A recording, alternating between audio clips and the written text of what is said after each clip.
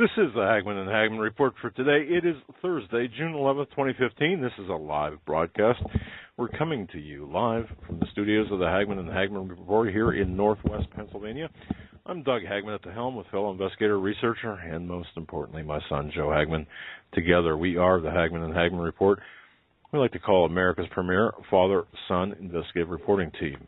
Now, our job is to bring you the news behind the headlines, the news that is twisted and shaped and convoluted and hidden amid a funhouse of smoke and mirrors and a carnival we call the corporate media.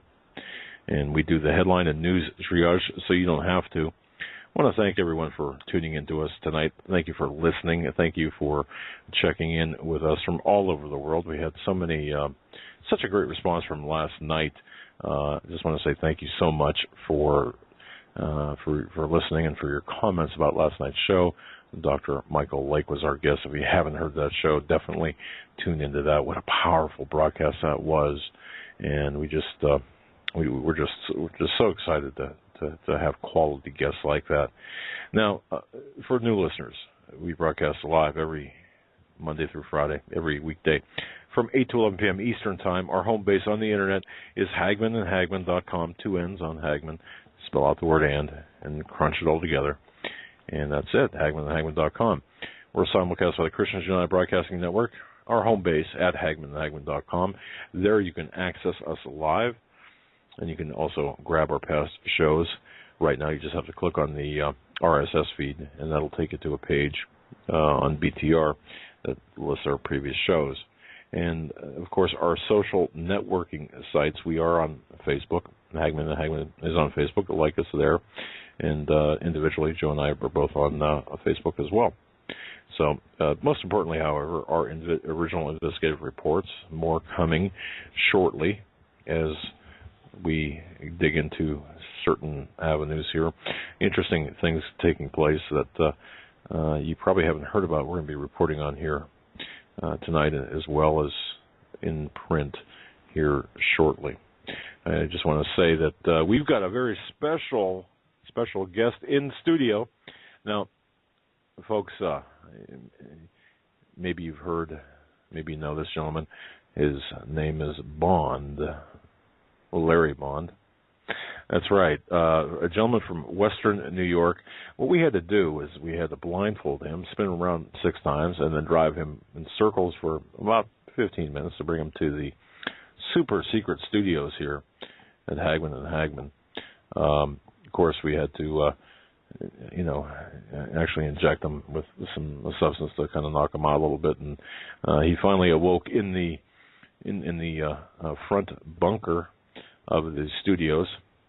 And we gave him a cup of coffee, sat him upright in the chair, and he's with us today. So we actually have an special in-studio guest, Larry Bond. Of course, many people know him through his news reports on the Council of Time. Now, having said that, Joe, how you doing? Doing great.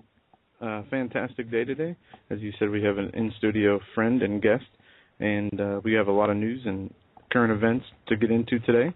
And it's going to be kind of a more laid-back, roundtable discussion, where we will also take questions from emailers and questions from callers. The callers will be later on in the show. But we want to know what you want to hear. What's on your mind? Yeah. What issues are important to you? What do you want to know more about? Or what anything you'd like to talk about? Questions, comments, concerns, send it to us.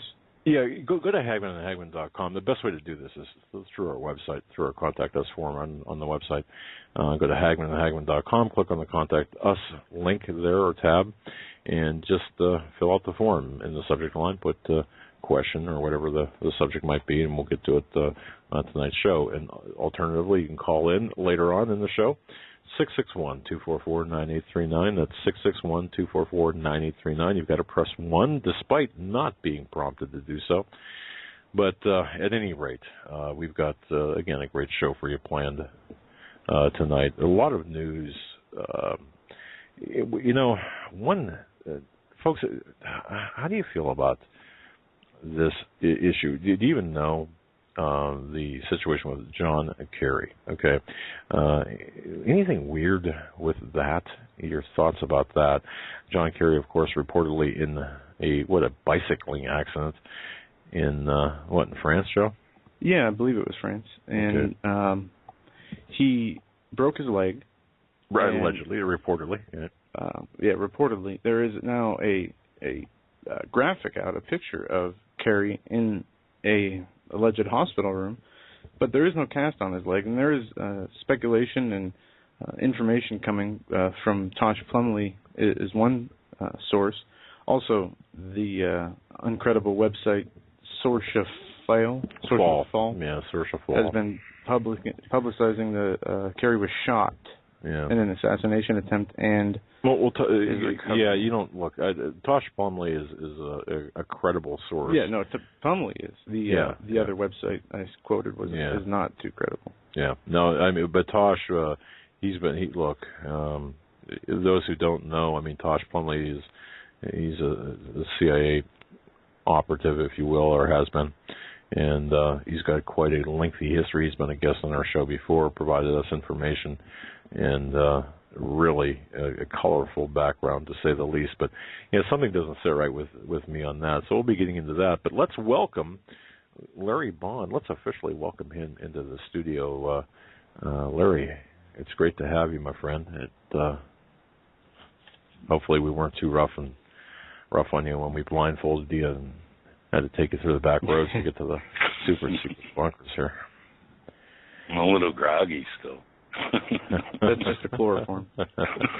Yeah, we still use the old style, ether or chloroform on a handkerchief. But anyway, no, it's great to have you. You're the first in studio guest we've had. So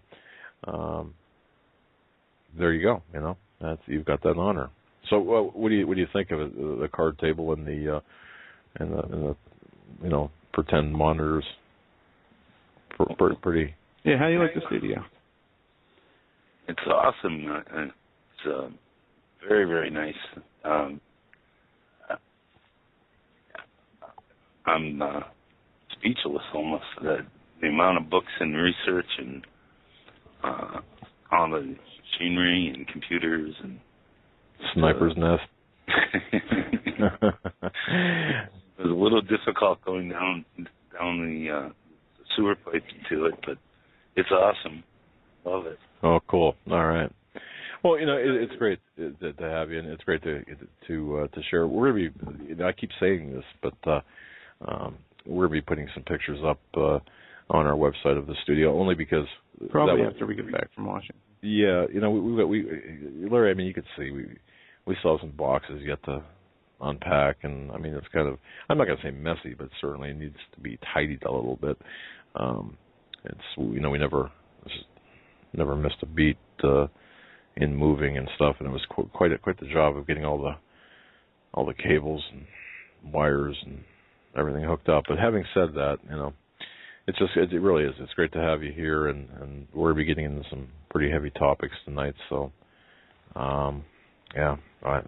But thanks for being part of our radio project. I don't. Yeah, man. Definitely glad to have you in studio. Let's start tonight with some news on the TPA, TPA/TPP. There was a headline today: White House launches frantic campaign to save trade deal. And it goes on to say the President Obama and his aides launched a full court press to save his trade package on Thursday as House Democrats' internal struggles pushed Obama's top legislative priority previously close to defeat. Yeah. There's also another article that I came across. The Alabama delegation could decide whether Obama trade passes or not, and it gets into the here's why. It says all eyes will be on the Alabama congressional delegation Friday as the U.S. House vote on whether or not to grant President Obama trade promotion authority or fast-track authority to enter into international trade agreements that Congress will not be able to amend. Conservatives like Jeff Sessions of Alabama and Richard Shelby have warned that passing the TPA would cede too much power to the executive branch, increase America's trade deficit, and threaten jobs, but the bill garnered the support of big business groups and Republican congressional leadership who plan to pass the bill on Friday, paving the way for the Obama administration to enact numerous international trade deals that have been negotiated behind closed doors. So secretive has the process been on one such deal, the Trans-Pacific Partnership, that members of the Congress are only allowed to read it in a locked room in the U.S. Capitol, but are not even allowed to take any of it with them and review it with their staffers. Promoters of the TPA should explain why to the American people they ought to trust the administration and its foreign partners, or revise or rewrite international agreements, add new members to those agreements without congressional approval, said Sessions. Does this not represent a takeaway of congressional authority? And it does. And we were told, in recent articles that this the House was not going to vote on this TPA until it was made public. There seems to be some sort of double way. I mean, you have reporters on one side, and earlier in the week we talked about this, Dad. Yeah. That they came out and said they were going to vote on it Friday. But in other articles they said they were going to wait until it was made public, and the public had time to review it. Okay. See, this is where the confusion comes in. And I wrote an article which is posted on Canada Free Press, CanadaFreePress.com, and Hagmann. It's probably easier to find right now at HagmannHagmann.com, and then at the bottom is a link to discuss it. But having said that, and really, not to promote my own article, but really, I mean, this needs to be talked about. People like Ted Cruz, for example, what they're saying is they need the TPA. Reportedly, he's against the TPP, which is the Trans-Pacific Partnership, which to me is the architecture for the beast system, the one global government system. He needs a TPA to be passed, which reportedly will compel Obama to be more transparent. In other words, you got to pass the TPA, and that'll force Obama to, or force the executive branch to post the bill publicly. Okay, that's the reasoning, or that's the ostensible reason behind the TPA. Well, that's baloney. That's wrong. Technically it's correct. However, what he's not saying, and what others are not saying, is once the TPA is passed, that throws the handcuffs on Congress. They cannot change, alter, or do anything, or filibuster the TPP bill. All right, it does a lot to, and people need to understand this. It does a lot to push the TPP toward ratification. And I use that word ratification deliberately. You ratify treaties, you pass bills.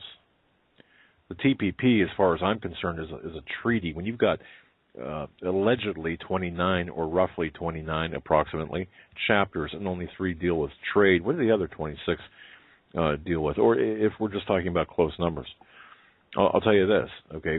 Inside that bill are the bill's a whole Trojan horse filled with gun control, climate control costs, immigration, amnesty for immigration. This is what we've been told behind the scenes from our sources. Yeah, and I mean, look, people can't talk about it; they get arrested, right? Oh man, this is convoluted. So let's not confuse the issue. I mean, I'm not talking to you, but I mean, we can't confuse the issue by saying, well, pass the TPA so people can see what's in the TPP. That's the most ridiculous statement that I've ever heard in my life. That to me, that's going down the Bill O'Reilly kind of thought process. And don't get me started, man. I was in a good mood before. But no, seriously. To me, the TPP, and I don't know how you folks feel about this, but anything negotiated in secret, can it be good? I mean, what's the reason for this secrecy? We're talking about third world country kind of stuff. The reason for the secrecy is exactly why we think it needs to be secret, because if the American people ever read what was inside it, they would, hopefully boycott and protest and not let this go through. One would think. I believe the legislation is so damaging in the details that just from what's been released, even though the whole thing's secret, it's enough to have a lot of blowback because of the secretness in it. But there's been leaked parts of the TPP. Also, there is the TAI. Larry, chime in here anytime you want. I think you're muted. Yeah, you're muted, buddy. Yeah, TTIP. There's the North American, European, 23 country partnership that they're working on. There's a few of them, but the secretiveness behind this has to be kept. It has to be kept secret because the power is being taken away from Congress. They will, once passed, have no say and no ability to amend any of these new provisions that the TPP grants. And all the power will go to the executive branch. It will go to the Obama administration's executive branch and the next president, if there is one. And there is no recourse for moving it back. If there is one. But by the way, I just want a programming note here, or a note, technical note. Larry, your mic is picking up a lot of his words. You guys are kind of close, so just to be aware of that. I'm hearing bleed through the. I'm hearing bleed. So anyway, the TTIP, Larry, thank you for bringing that up. The Transatlantic Trade and Investment Partnership. That's a proposed free trade agreement between the European Union and the United States. And this too is really part of the well, I shouldn't say it's part of. It's concurrent with. It's a trade program concurrent with the TPP. That deals with Europe as opposed to the Pacific Rim as the TPP does. Now, just to be clear, and there will be a vote tomorrow on the TPA, the fast track. But but they're saying it's in danger, right? Well, this is the latest article. As I said, Obama and his aides launched a full court press to save the trade package on Thursday as House Democrats' internal struggles pushed Obama's top legislative priority perilously close to defeat. Obama made phone calls to reluctant Democrats from White House Chief of Staff Dennis McDonough and Treasury Secretary Jack Lowe. Labor Secretary Tom Perez went face-to-face with the trade opponents, including AFL-CIO President Richard Trumka, in a testy closed meeting on Capitol Hill. It's unclear whether the White House was making any progress. They say Representative Sandy Levin, a Democrat from Michigan, asked McDonough whether the president could use his leverage with Republicans who desperately want the legislation to pass to push for changes that would make the bill more palatable for Democrats. It's McDonough, by the way. I call it. I've got my own little pet names for him. Okay. This is while the Obama push for a large-scale trade deal with the Pacific Rim cleared an important hurdle by a razor-thin margin on Thursday afternoon. The outcome of a Friday vote on the TAA, a worker assistance program central to the larger trade debate, will likely still be a nail-biter. The policies around the Trans-Pacific Partnership trade deal, one of Obama's core legacy agenda items, has been immensely complicated. The Senate last month voted to give the Obama fast-track authority to negotiate new trade deals, but only after a series of Democratic votes and a dramatic war of words between the president and Senator Elizabeth Warren, the torchbearer for progressives, gravely concerned the trade deal was being negotiated by 12 countries would harm U.S. workers. Joe, let me just say this. The TPP, all right, folks, this is the most secretive trade agreement ever. The purpose for the TPP, or the objective, the end result here, is going to be the economic shocks, the controlled economic disintegration of the United States. It will create a supranational, now listen to me carefully, supranational currency, world economy, basically, by uniting these 12 countries. I mean, the objective here is to create a one global economy, or a global economy, and this will also combine and nationalize all resources. Yeah, and that's been done by executive order already, and Dave Hodges talks about that executive order a lot. The National Resources Preparedness Act from 2011, I believe it was. But the power that will be given to the president is one that is not regulated only by the executive branch, but other international bodies. Under the TPP, not the TPA. Now you're talking about the TPP. Correct. But the TPA obviously gives the president the authority to launch the TPP into effect and decide what countries are involved in the TPP. Right. See, and China is a country that people haven't been talking about, that the administration earlier in the week said that it's very possible, if the TPP goes through, China will be allowed to become a part of that. Well, they call the TPP this living organism. I mean, where have we heard this before? Okay. It has according to many journalists and people who've been digging in on this subject, it has a gun regulation power, immigration power, economic currency manipulation power. It has the ability to bring down the American manufacturing sector and ship jobs and companies overseas. It allows internationalism to become first and foremost with international laws and courts that would be set up. This Copyright is a big deal. infringement. Yep. Yeah, and think about the litigation factor too. This involves international tribunals, gets them involved over U.S. This puts international tribunals over U.S. courts.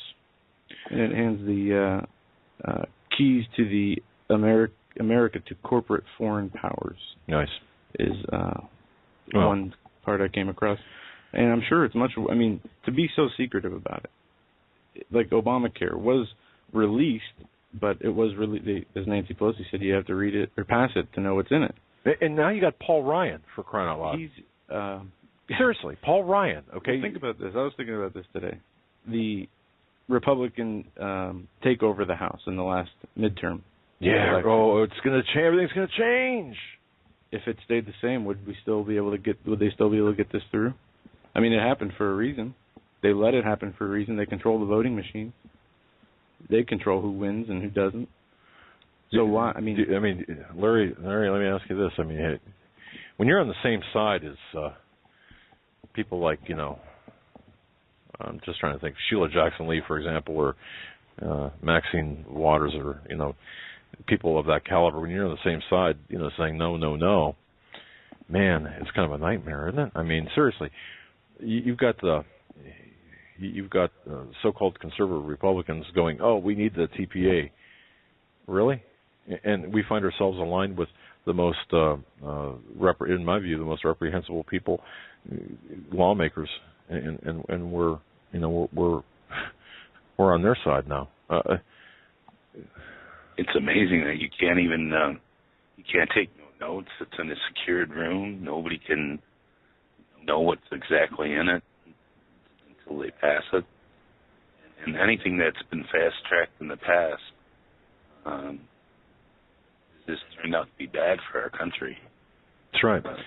And in my article that I wrote, I gave the history of the TPA, and it was created by Nixon, or really the Nixon administration, with Kissinger when he was part of the administration. It was supposed to be temporary, and it transferred authority from the Congress to the President, giving the President at that time the power and authority to negotiate international agreements. And it was formerly known as fast-tracking, or fast-track negotiating authority. But they changed it because no one liked the name. It was too transparent, so they had to change it back in 2002 to this to the TPA, of course, the Trade Promotion Authority. But Obama, oh no, when he was a candidate, before he became the renegade in chief, of course, he spoke out against it. And don't forget, the Fast Track Authority passed the House by a mere 3 votes at 3:30 in the morning on July 27, 2002, when it was renewed and passed the Senate on the 1st of August, 2002, as part of the Trade Act. So even back in 2002, well, I guess no one was paying attention back then either, but, passing it at 3:30 in the morning, come on. There's a problem. Yeah, and the TPA supposedly is going to be responsible for to allow people to read power it. to the executive branch. Well, yeah, but there is a lot that is in this TPP we don't know about, on top of all the leaked information, the opinions, the aides. There is people who risk going to jail if they leak this. WikiLeaks put out a $100,000 reward for the remaining chapters of the TPP if it were to be leaked, and so far that has not been made available. But why would it be so secret unless there is something much bigger at play here? And when it's passed, say the president gets the House vote tomorrow, what does that mean? He would get the TPA authority. He would get the Trade Promotion Authority. Which in the TPP, then you'll have 60. The Congress will have the Congress will have 60 days to review the TPP, but they can only pass it with an up or down vote. It'll take a simple majority to pass, and there's going to be no discussion or filibustering. It'll be limited. The discussion will be limited to, I believe, 20 hours. So, I mean, from your research, would it be made public after that fact? I mean, how long does this remain secret for? Until it's law? That's okay. That's the whole thing. People like Ted Cruz are saying, well, by passing the TPA or granting Obama the authority via TPA, the TPP will become public. Okay, that's the reasoning behind the TPA by the so-called conservatives. It'll become public. It'll now be out of that super secret White House or Congress room there, that room in the basement of the Congress building, and people will be able to see it then. And so that's why they're saying we need to pass a TPA. That's why Cruz can say, yeah, I'm for the TPA, but not for the TPP. And Senator Jeff Sessions warned about this earlier in the week, that this is a treaty for global government, that it sets up the structure for global governance.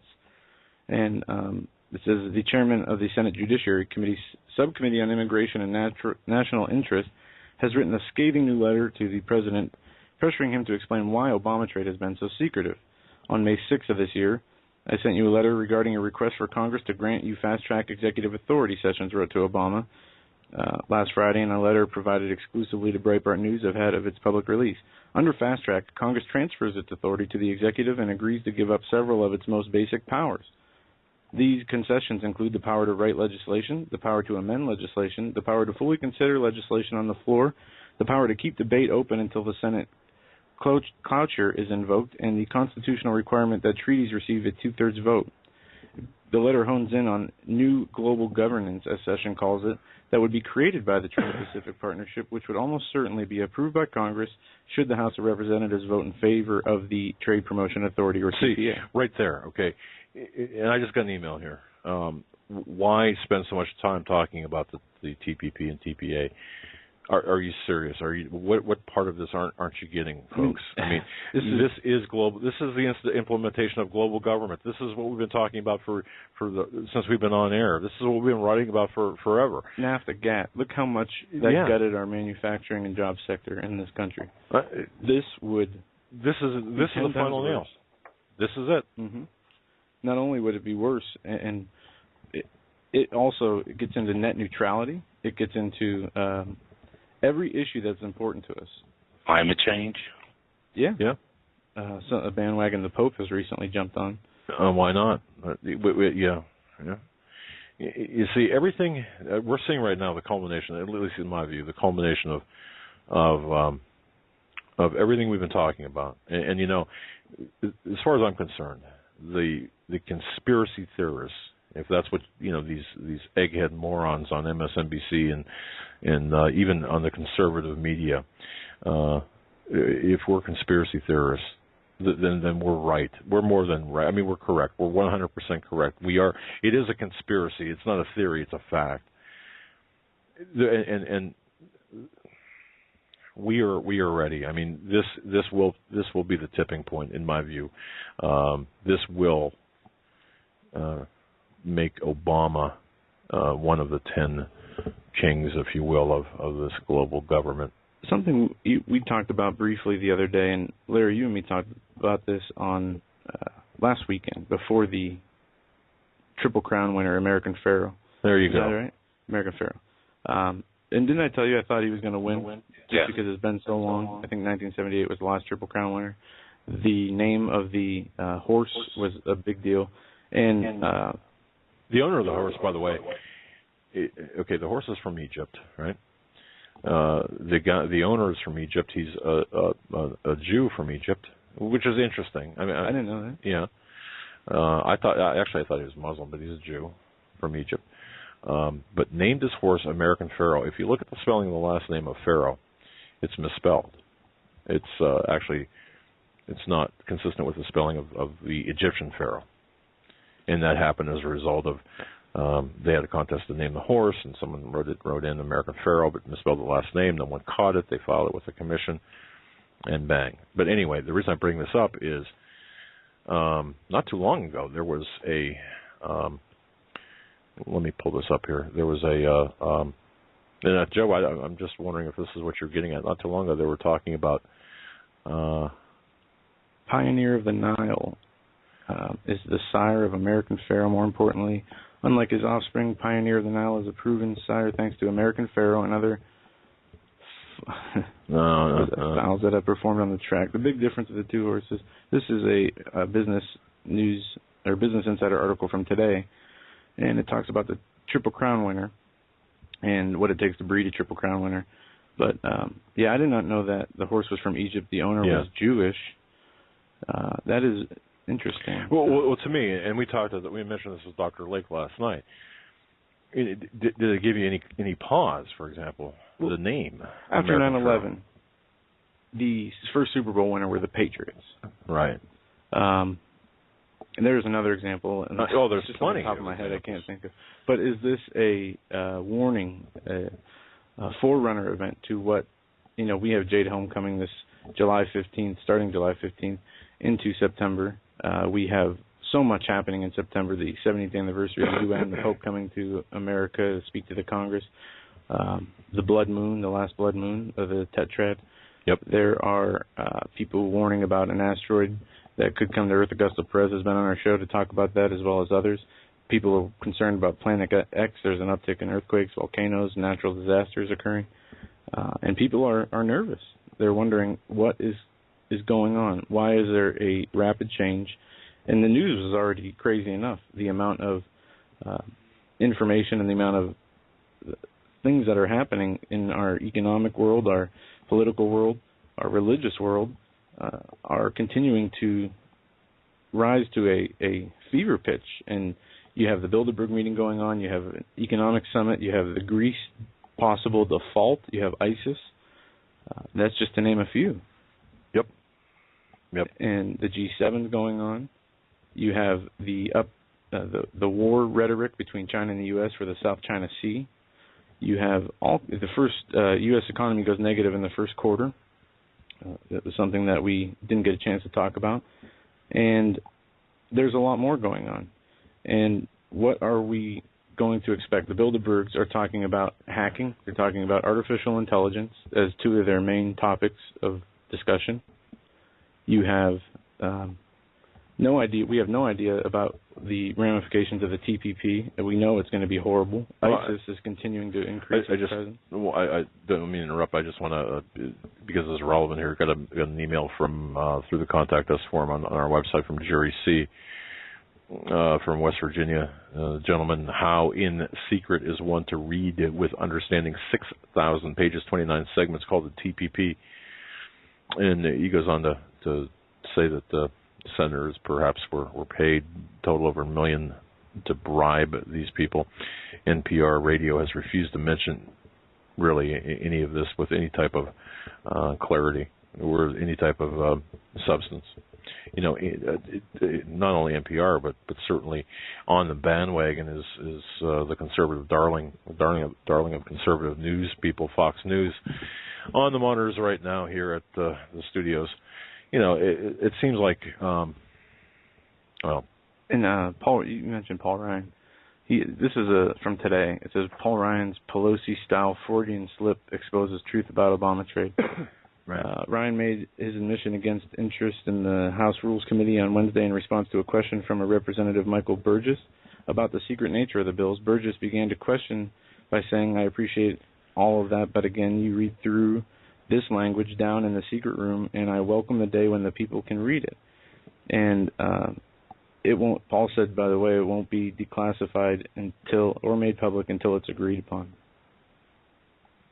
We have to pass the bill so you can find out what is in it. Okay, so say that again.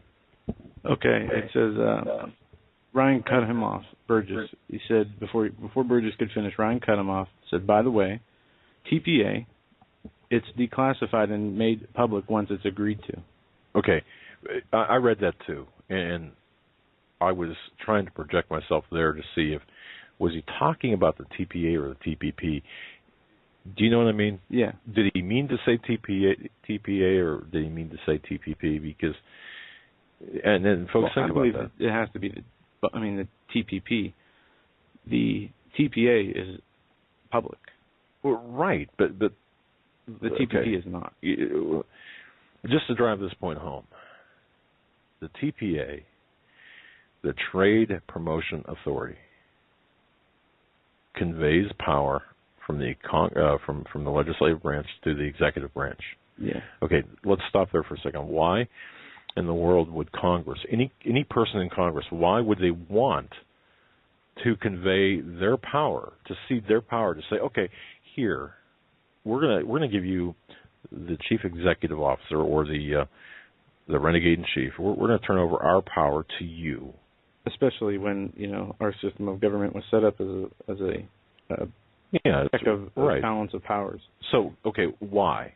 And it's reportedly ostensibly for the sake of expedience, as well as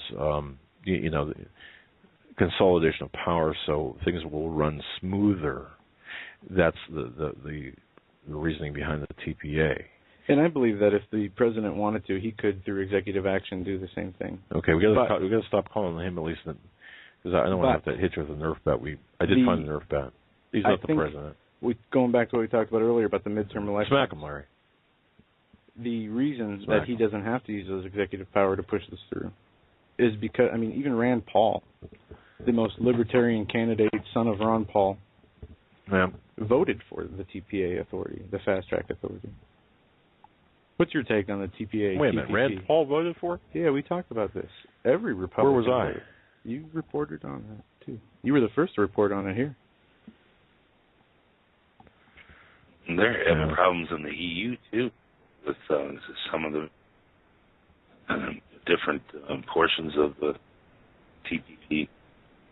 So there's 5 major points that the EU is concerned about too. So it's not only the U.S. that they are having problems with. The EU is also skeptical on this too. Well, this is bad for our country. This is going to be the final nail in the coffin. And if people don't realize the importance behind this, what it's going to do to, if you think NAFTA was bad, and now, folks, help me out here, please, especially those of you who were like me. Remember back right around the Gulf War, 1990-ish, I first started listening to Rush Limbaugh. I found talk radio in, I'll say, in the late 80s, and Limbaugh was the guy. He was. So you think back, ladies and gentlemen, to the early 90s. Late 80s, early 90s, when Rush Limbaugh only had I don't know how many stations, 50, 60 stations, and he was not as well known as he is today. Here's my question, and I've been looking for documentation on this, written documentation, not internet documentation, but through books and also microfilm. I made a trip the other day. Well, I'm going to save that. Trying to find whether was Limbaugh in favor of NAFTA, GATT, WTO. I don't remember. Okay, well, you were 12. Yeah, but you remember the 9, investigative trips where Rush Limbaugh would be duct taped on the radio so it couldn't be changed, and we would listen to Rush Limbaugh. Well, yeah. Didn't like him then, don't like him now. Well, yeah, I'm just trying to figure out. No, I don't listen to him today either. I stopped listening to him. But now I think it's important to determine where he's at, and I suppose I could do the research, but I didn't do the research. I'm interested to find out where a lot of the social or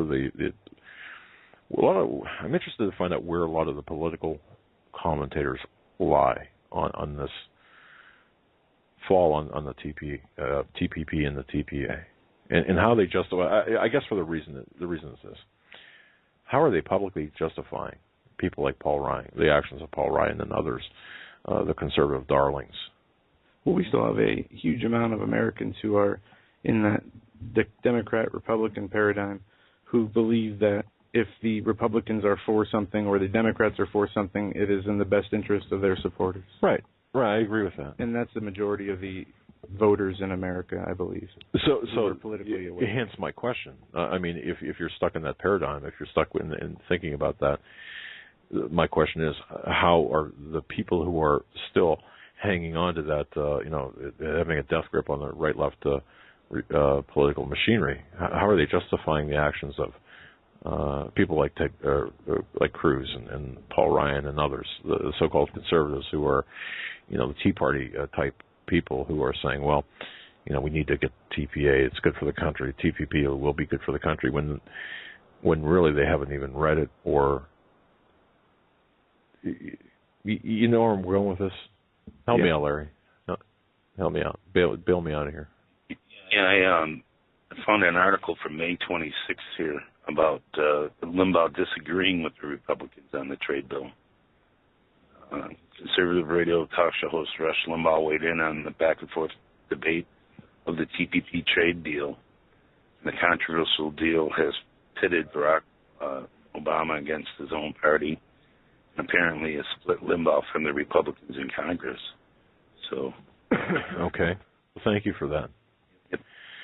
So Limbaugh is speaking out against it, basically, is what you're saying. I mean, ultimately, okay. Yep. All right. And an email here from Tom W. Thank you, Tom. Gentlemen, aren't all the trade agreements basically the same? So if one doesn't pass, another one will. So if any one trade agreement authority will pass either way. Ultimately, that's what he's saying. Hey, if this doesn't go, isn't there another one like on its heels? Well,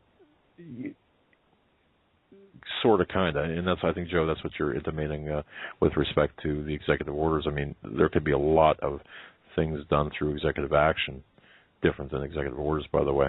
And plus, he writes, the senators and governors don't want to talk to their constituents about the subject. Do you know how many emails we got? And I haven't counted them, but I'm sure there's over 4 dozen emails alone where constituents have contacted their representatives and have been hung up on, or have been told they're not going to talk to them about the TPA or TPP, which is unprecedented. I've never seen anything like this before. I mean, just the secrecy around it. You think this bill's in a locked room. People have to leave their electronics, their notes, their staffers, the lawmakers do, to get in this room. They have to be sworn to secrecy. They can remove nothing from the room, personal notes, just what they read and is kept in their mind. Any release to the public can bring criminal charges. Yep. And the fact that Congress, as you said, Congress is okay with it, obviously the Senate is, as they passed it, is mind-boggling. Don't we have one? Even if it was just a bill that had no political or economic ramifications, if it was something simple, the secrecy enough should make the lawmakers all refuse. Right. The fact that totally they agree. don't tells me that they're either being blackmailed or being promised certain things for their district, their constituents, or themselves. And it's a game of, but would you scratching think, each other's back. I totally agree, except isn't there one person, one man or one woman in a position of authority who's got access to the TPP, who's got the guts to come out, hold a press conference that I went down in the secret chamber,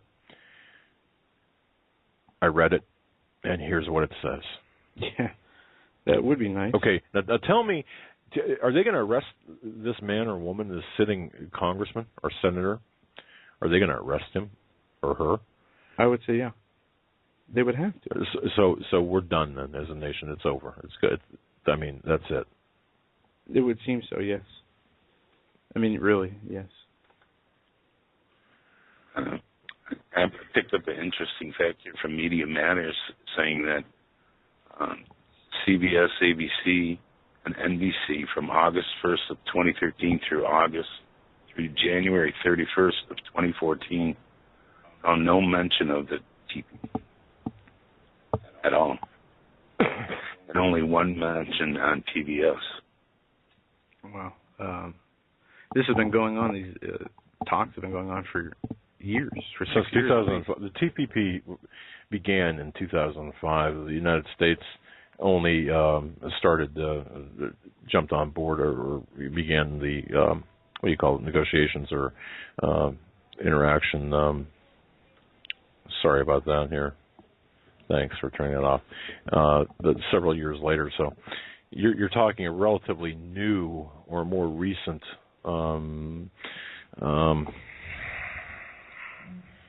situation with the United States coming on board. That really blew my train of thought there. I apologize. We got an email from Larry. He says Russia most certainly was pro-NAFTA, GATT, and World Trade Organization. He got a call saying he was nuts and it would cost jobs. He disagreed and finally quit taking calls on it. I quit listening to him at that time. That's the way to do it. I will never trust him for his globalist position on free trade or anything else.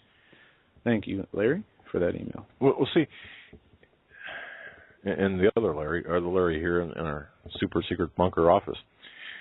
Now, I mean, I'm not even sure how to even articulate from here, except to say that you've got all of these political commentators, these people in the media. You're in the media. You talk about this stuff, right? I mean, yep. It's unbelievable.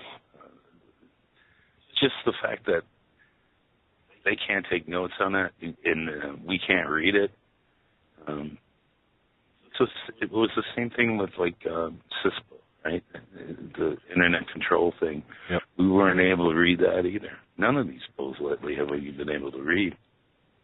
Yeah, PIPA, ACTA, CISPA. We got an email here that says Rand Paul voted no for the TPA, which is I'm looking at an article now.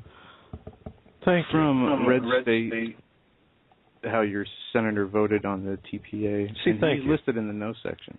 But I don't remember that to be the case after looking at the vote from GovTrackUs after the vote happened. Okay. I will go back to GovTrackUs and see what they say. Or GovTrackUS. That's it. I say GovTrackUs because... it's probably more appropriate, honestly. But okay, all right. I mean, we spent a lot of time here on the TPP, but looking at this is the framework for this oligarchy, and what they're ushering in is a communist utopia. And ladies and gentlemen, I mean, I know it's probably been a while if you went to. I don't know. Some people might have studied Plato in high school or in college. I know it's been a while for me, but just pick up the Republic and read that, Plato's Republic, and you'll understand what they're trying to do with this one world organizational structure. And it's really Karl Marx, Plato's Republic, as Paul McGuire says in his book. I think it's either Mass Awakening or The Day the Dollar Died. It's a synthesis of Plato, the Republic, Karl Marx, the Communist Manifesto, and Hitler on National Socialism. And I know as soon as you mention Hitler, people's eyes roll back in their head and stomp their feet, and they say, oh, you can't compare it. But really, that's what this is. So we're going to end up enslaved, and of course, looking at the wider picture, to me, this is a war against the middle class of the United States. And if that's the case, you need to. How do you destroy the United States? You can't do it militarily, or I suppose you could, but it'd be much easier to destroy from within. And that brings me to another point I want to make. See, all of this could have been slowed down. I don't want to say stop, but slowed down. For crying out loud, back in 2008, why are the very people, who are criticizing Obama now, saying he's a traitor to this country, are the same people who called us, who said, well, you can't talk about his allegiance or his eligibility, meaning his allegiance, because you can't talk about that. Why? Because it's a distraction from the real issues. Well, look, if Obama was to me, Obama is in the office of the president illegally. He was selected, not elected, of course, and his selection was based improperly it's unconstitutional based on Article 1, Section 2 of the Constitution. He's not eligible to be president because of his natural born citizen status. People say, well, no, that's wrong. Baloney, okay? So it's and why was that even put in the Constitution? Because it's a matter of allegiance. You don't want foreign agents acting from within our own government. But look what he's done. He's gotten in the government. He's in the White House. He's got Valerie Jarrett. He's got Muslim Brotherhood all over the place. He's taken us over from within. We're a captured operation. And for crying out loud, when we try to warn people back in 2008, we said, no, stick to it. People, conservatives, would say, stick to the issues. We'll fight them on the issues. Well, wait a minute. This whole thing could have been postponed or even pushed back a little bit in time. I'm not going to say prevented because ultimately this is the goal of both parties. But at least we would have had maybe a fighting chance. But now I think that we know everything's been compromised. I mean, how much have we lost since Obama's been in office? How far down this road of tyranny have we gone? George Bush, no better, of course, and his eligibility status was never questioned. But the fact of the matter is, we've got a foreign agent in the White House right now. At least with Bush, he was one of our own, I suppose, meaning an American citizen or a natural-born citizen. Don't misquote me on that. I mean, Ted Cruz, I believe, is I don't eligible. Think, no, or Marco Rubio. I think right. and so what is good?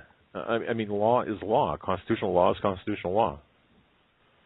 So anyway, it just angers me to think that we were vilified and marginalized back in 2008 for even mentioning this, when in fact that we have a foreign agent working for foreign governments. Of course, again, we have Hillary Clinton, who's basically a foreign agent for the Middle East countries, based on the contributions and donations to our campaign. You know what? I think what we ought to do is follow the money. I think we ought to expose the money to all of the congressmen and senators that we can with respect to the TPP, find out who's paying them. I know that there was a report.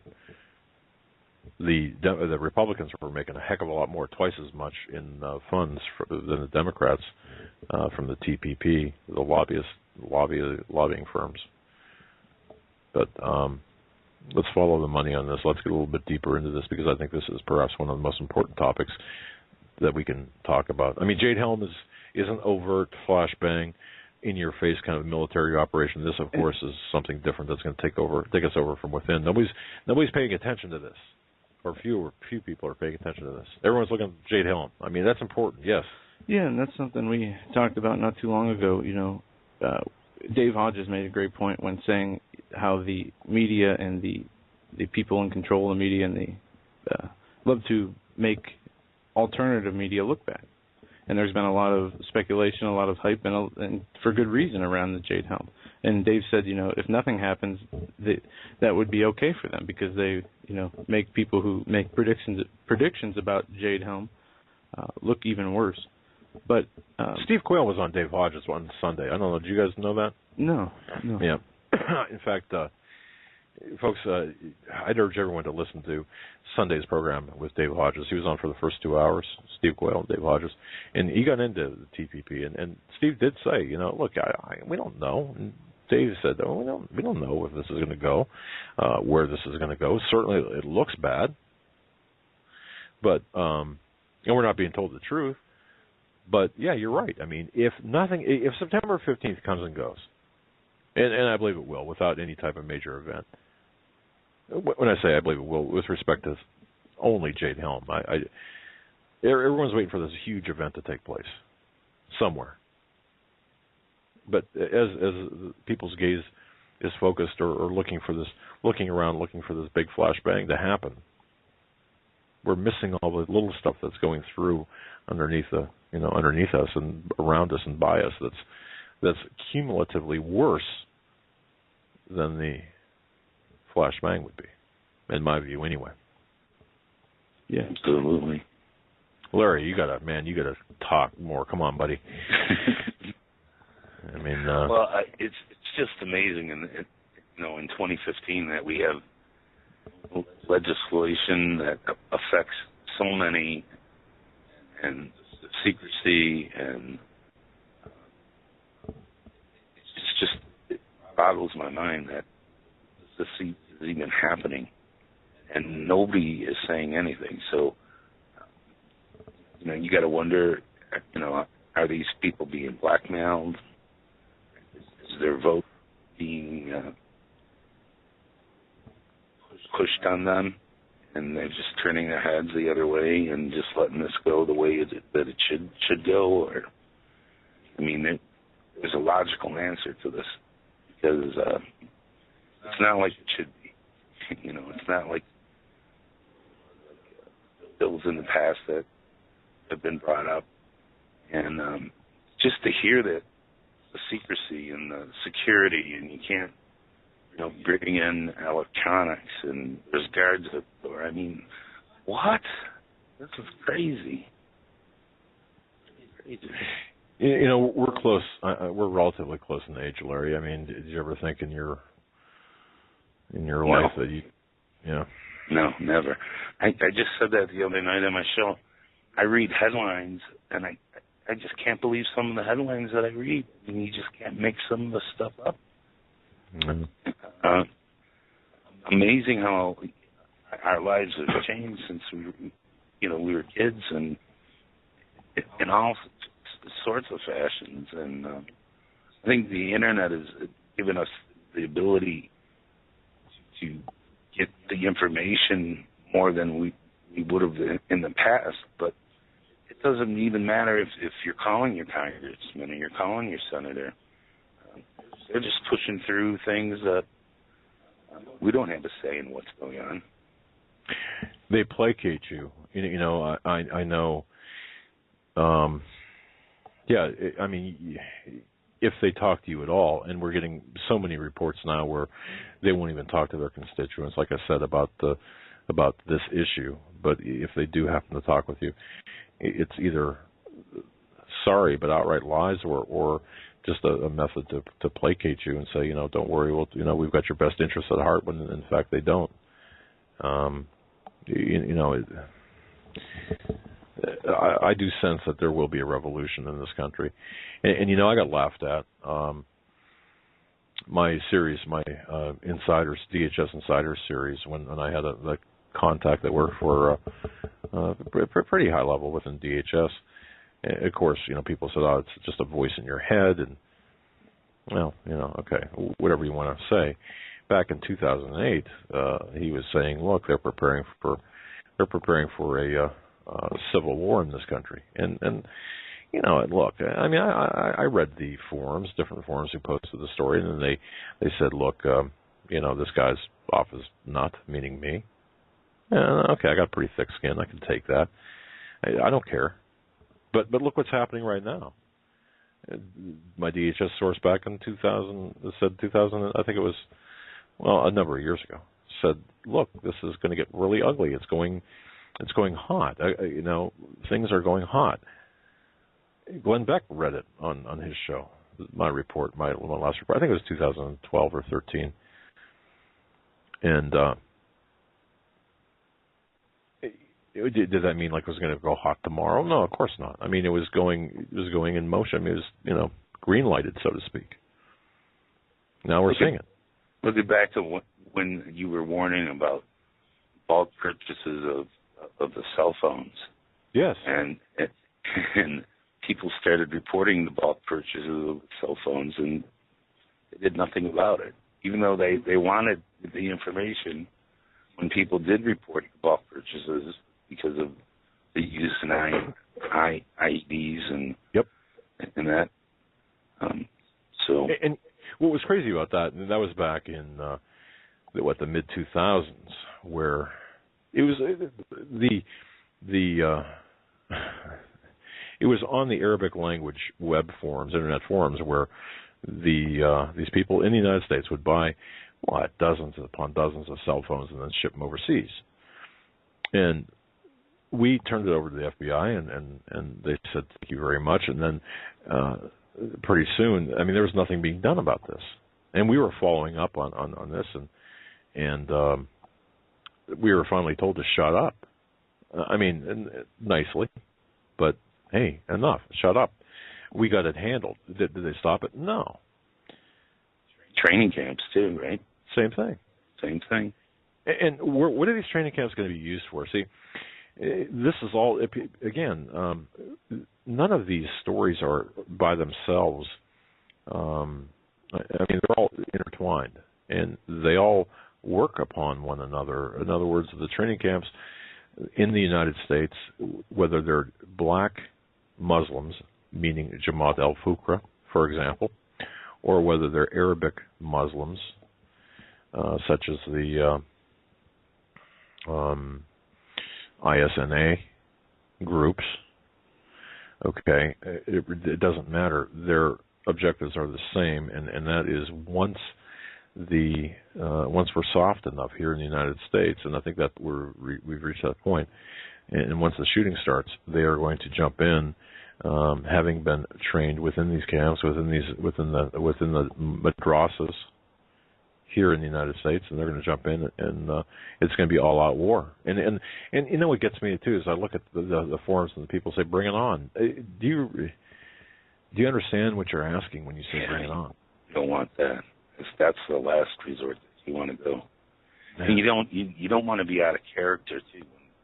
If something like this does happen, you don't want to be out of character and be drawn into it, because that's exactly what the outcome they want to happen, is to pull people out of their character and get them involved. It gives them a reason to use the LRAD and to take you away. And the gun rights, the cell towers, they have the ability to pinpoint frequencies that can give people heart attacks. They have the ability to cut out, just like they're jamming up in Bilderberg here, they're jamming out the cell phone signals, and that's going to be the same thing that's going to happen. And if it does go, there's 4 satellites that control all the gas in the United States. Within a matter of minutes, all the gas pumps can be shut down by the use of these 4 satellites. Okay, when you say gas, you're talking about natural gas, or you're talking about gasoline? Gasoline. Gasoline's going to be, a high priority, and the government can just take control of all the pumps with the new electronic pumps and digital pumps that they have now. Wow. So there's 4 satellites. 4 satellites that control all the pumps, and in a matter of minutes, it can be all shut off. I didn't know that. Larry, you've been doing a lot of stuff on Bilderberger, right? You've been doing a lot of research on that. Yeah, I've been following it for a long time now. Okay. All right. When we get after the break, let's get into the Bilderberg. What's going on there, because I think that is going to be, perhaps, at least in my view, that's going to give us some insight into the events, things that will be happening in the months ahead. So that's what I believe. So let's get into that after the break. Folks, you're listening to the Hagmann Hagmann Report on this Thursday, June 11th, 2015. We'll be right back after these short messages. We are having a roundtable discussion tonight with an in-studio guest. Larry Bond is his name. Larry Bond. Yeah. And we'll be taking more questions. And he's in the tux, too. More questions from emails, and we'll be doing phone calls in the second half of the show. We do have a lot of news. $8.5 trillion missing from the Pentagon since 1996. There is a new bill, mandatory vaccinations in California, and much more. So, Hagmann Hagmann Report, having a nice roundtable discussion. I just told Larry he's got to talk more because... Yeah. And you know what he said to me? He said, "Well, if you shut up."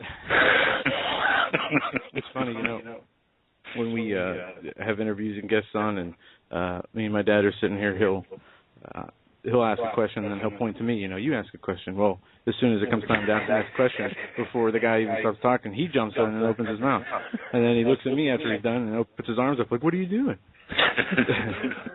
I do that. I do that, and And I'm sorry, folks. Really, you can tell that we don't do this. I mean, we're not professionals. We're not polished. Yeah, oh man, I guess that's our charm, right? No, that's our charm. No. And we better learn quick. I mean, we have a lot of we have new equipment that is going to be implemented for radio use, as well as video production equipment, new video equipment. Yeah, and I told Steve Quayle, I was talking to him yesterday, and he asked, he said, what kind of equipment do you have? Just curious, because, and I told him, and I said, you know what, I'm going to take a picture. And I keep telling people the pictures are going to be on the internet. I'm going to take photographs of our studio set up here, again, once we get cleaned up. If things cleaned up a little bit more. But I think people really need to know that their contributions to our I mean, they're so gracious, but what their contributions, their support is going into us reinvesting in things we need to be able to expand, use other outlets and platforms. Yep. And Larry scared me today when we were talking during the prep before the show.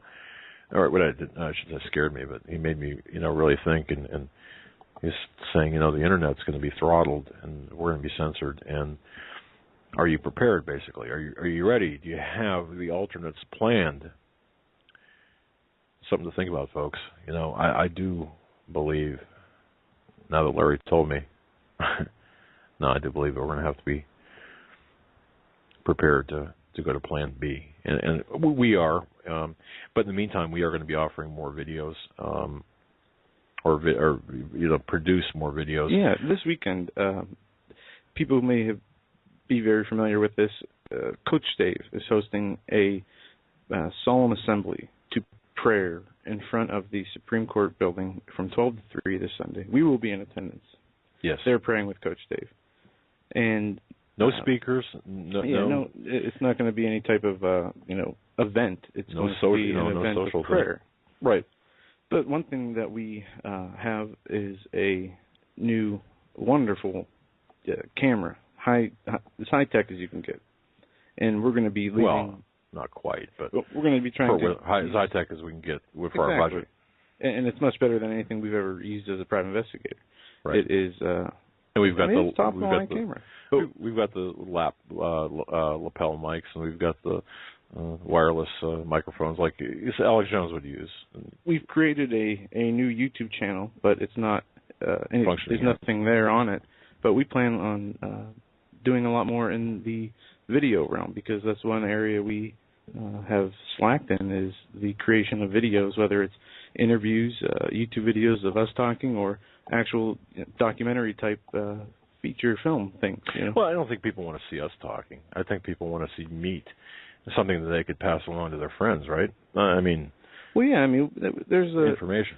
We have the ability and should do individual special video reports. We should do interviews. We should do a lot of things. And I believe we are in a position to, with the new studio, with the new equipment, to put out a lot more high quality, jam-packed content. Right. And I totally agree. And I think that, Coach Dave Dobmeyer, I think, will be your debut on-camera interview. He agreed. Again, this 3 hours in D.C. from noon to 3 this Sunday, which we're going to be there in front of the Supreme Court, it's nothing but prayer. That's it, prayer. Nobody's going to speak. No one's going to give out T-shirts or anything like that. Prayer. Solemn assembly. Focused, laser-like focus on the Supreme Court. And you know what? Larry, I think you mentioned this, or Joe, you mentioned this. What's that? This is going to be a Christian group called the American Renewal Project. They're hosting a major prayer meeting this Saturday at the North Charleston Coliseum to pray and fast for America. It's a 6-hour event. It's being billed as the response. South Carolina will feature South Carolina Governor Nikki Haley and Louisiana Governor Bobby Jindal as two of the day's speakers. Now, unlike Sunday in D.C., no speakers, but they're going to have speakers. But, hey, seems to be catching this whole thing. So an emailer wrote earlier here. Let me just pull this one up. Here, hang on a second here. I'm sorry. Here it is. William O. writes, saw on Breitbart linked on Drudge Report, looks like Paul McGuire isn't the only one setting up a prayer meeting in Coach Dave, a sign of God moving. And of course, the link took us to the South Carolina prayer rally scheduled for this Saturday. And we're going to be in D.C. on Sunday. So that's pretty cool. I like that. I'm sorry. I'm dominating again. Go ahead, Joe. And Larry, you guys talk amongst yourselves. Well, switching gears here, there's a couple of headlines we want to get into, and we will be taking calls this hour at 661-244-9839. Once you're on hold, press 1 to get on board. There is 450 troops being deployed to Iraq to fight ISIS. The White House, I believe it was yesterday, this came out yesterday or this morning, and so you see it on the monitor. Yeah, that just reminded me about this, and we're going to have more on that. But this was something I saw a few people talking about in the chat before the show. California lawmakers passed vaccine bill amid emotional debate. And this is SB 277 is the bill. And California lawmakers approved a hotly contested bill that would impose one of the strictest vaccination laws in the country after 5 hours of highly emotional testimony that brought hundreds of opponents to the Capitol. SB 277 is intended to boost vaccination rates after a measles outbreak at Disneyland that sickened more than 100 in the U.S. and Mexico. It has prompted the most contentious legislative debate of the year, with thousands of opponents taking to social media and legislative hearings to protest the legislation. The Assembly Health Committee approved the legislation 12-6 Tuesday evening, with one lawmaker abstaining, sending it to the full Assembly for its final legislative hurdle. If the bill becomes law, California would join Mississippi and West Virginia as the only states with such strict requirements. Yet, despite impassionate ongoing pleas from parents seeking to maintain medical choice, a large portion of those who obtain personal belief exemptions are not fundamentally opposed to vaccination, said a Dr. Mark Scalise, a pediatrician specializing in infectious disease at the University of Minnesota. But the bill, sponsored by Democrat Senator Richard Pond of Sacramento and Ben Allen of Santa Monica, would only allow children with serious health problems to opt out of the school-mandated vaccination. School-aged children who remain unvaccinated would need to be homeschooled. It would apply to elementary schools, secondary schools, and daycare centers. So, mandatory vaccination being passed in California. There's a bill in the U.S. House, I believe, that also supports mandatory vaccinations and getting rid of the religious exemption and on a nation level? On a nationwide level. So we have to really keep our eye on that, watch that, because they're trying to move it from a states' rights issue to a federal issue. And that's a great point, Larry. I mean, think about this. That is the nugget right there. It is going from a states' rights matter to a federal level, and that's all about control and consolidation of power. I think you're muted, buddy. Yep. Oh, somehow. Everything's about more control, and so. All right. I mean, they try to really want to put you in a position where you're going to be tied. I mean, vaccinations, especially to me, is a very serious issue with all the different side effects and children dying, children being the complications. Up, yeah. And luckily in New York, we have that. So. No, you're right. I mean, this is the new way of doing things. If you don't like what the government wants to impose on you, then they will make it a law. They will pass a law to make it so, and you will be forced. I mean, we see it all the time. In this new nanny state, do you know that they passed a law in New York that makes it illegal for a man to sit with his legs open on the subway. They call it, I'm not trying to be crude, yeah, man. Right, yeah. I mean, I heard about that. You know, another good example is the EPA wanting to limit carbon emissions from commercial jets. Meanwhile, you know, Air Force One and the Al Gores of the world can fly around however they want. But they want you to emit less carbon. But, you know, they're exempt from all this stuff. How about the chemtrails? Probably doesn't cover those. That's a good point. I'm sorry, I was distracted by Larry's man-spreading there. True.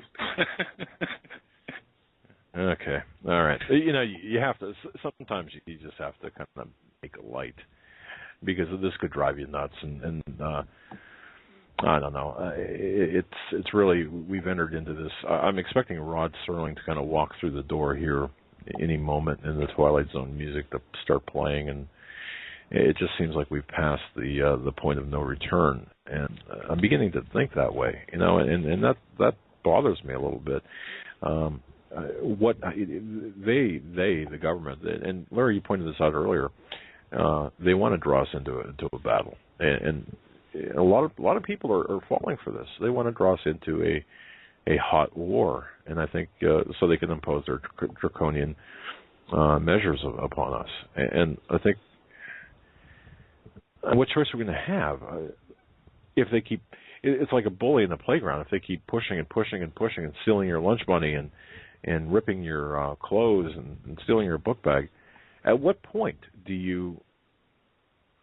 I mean, at some point you're going to have to fight back, right? Well, you know, spiritually, if you're right with God and you're spiritually right, you're at a different frequency. Your body is actually operating at a frequency where these cell tower things that they have are at a lower frequency, and as long as you're spiritually in line, no matter how they use these cell towers, these frequencies, they can control the frequency through these cell towers of making you either nervous, aggressive, nauseous, yep, calm, or whatever. But if you're right with God and you're working out of a spiritual, you know, knowing that Jesus Christ is the one and only, and your body is actually working at a different frequency, and it can't affect you. So that's one thing they don't really advertise very much or talk about very much. But my source says that if you're right with God, you are totally not going to be affected by that. So that's the reason we've been, you know, accepting Jesus as your Lord and Savior, and being saved or born again. Everyone's DNA operates on a certain frequency. There's a certain harmonics to our DNA, and I think a lot of people don't quite get this. And frankly, I neither, until I started talking to Tom Horn, Chris Whitman, and people, and even Dr. Lake, where once you are into that, you fall into the acceptance as having Jesus as your Lord and Savior, and you're born again. It does change the harmonics of your DNA and insulates you to an extent from these electrical interferences.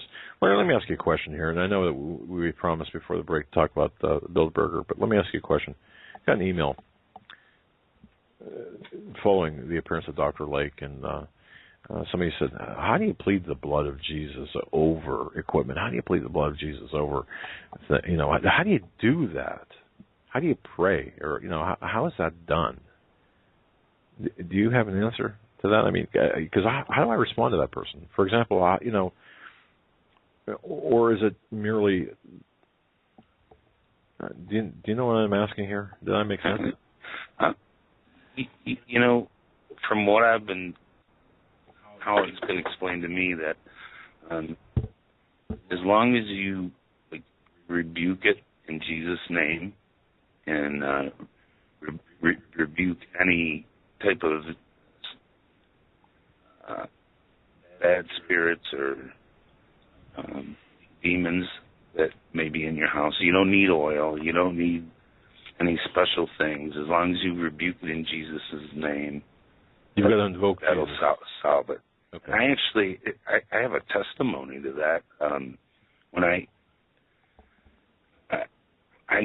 got a dog from the SPCA, and I'd bring it home, and I brought it home, and it was fine for a while, and then all of a sudden it would just like look at me, and the left eye would roll back into this dog's head, and he would just get super aggressive, and this kept happening and happening and happening. And I was told how to rebuke it, what prayer to say, and that's never happened once we've done that. Really? It's amazing. Yes. So I went around to every room of the house and prayed over everybody, prayed over every room, said that prayer throughout the house, and just invoking the name of Jesus and rebuking the... Rebuking it, right. Okay. All right. And it's not like you have to be, say anything fancy or anything like that. It's just the power of God and Jesus, and rebuking it, asking it to leave. And okay. It was amazing. Well, yeah, I mean, and from what you told me about your dog, that's absolutely amazing. And so it does. I mean, that's all you've got to do. I guess people are looking for some fancy ceremonial type of, almost like a. I don't want to sound disrespectful at all, because it's not my intent. But people a lot of times, I believe, are looking for some type of ceremonial, big ritualistic kind of prayer when it needn't be. It's just right. Very simple. Okay. All right. Very, very, very, very simple. And God made it that way so we can all understand, even people like me. All right. Well, Larry, tell us, if you don't mind, tell us a little bit about what you found out about the Bilderberg Group, what's going on there, what your take is, because, people will say, and Alex Jones does a great job, by the way, of covering this. He's got the wherewithal to send people out to Austria, for example, where the meeting's being held now this year. For those who don't know, and there are some out there, the Bilderberger Group is a group of powerful individuals and influential individuals from major corporations. But what have you found out, Larry, in your investigations and research with respect to this year's meeting of the Bilderberg Group? Well, so far this year, it's been unprecedented security. I remember following Bilderberg back when Jim Tucker was alive, and he would go up there with Alex, and Alex would be blowhorning the people, and he'd have some demonstrations when it was held up in Chantilly, Virginia, and but nothing like they had in England. In England, they had like 3,500 people show up and really protest Bilderberg. And that really got him. It got him national coverage. And Charlie Skelton, who's a writer for The Telegraph, he actually was a comedic writer for the paper. And the paper sent him up there kind of as a joke for the first time. And he got harassed. He couldn't believe the things that he's seen. And his whole attitude towards Bilderberg has changed. And over the years, there's been more and more security. This year, it's like something out of a science fiction movie. You look at that castle up in the mountains in Austria. They have a 6-mile perimeter with fencing, hundreds and hundreds of police.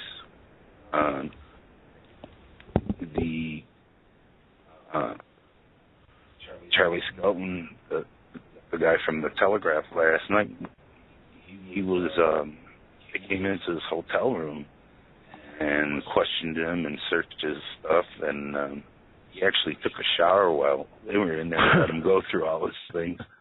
And they came out of the shower and they made him go down. They made him get dressed, go down to his car, and then they searched his car. So, wow.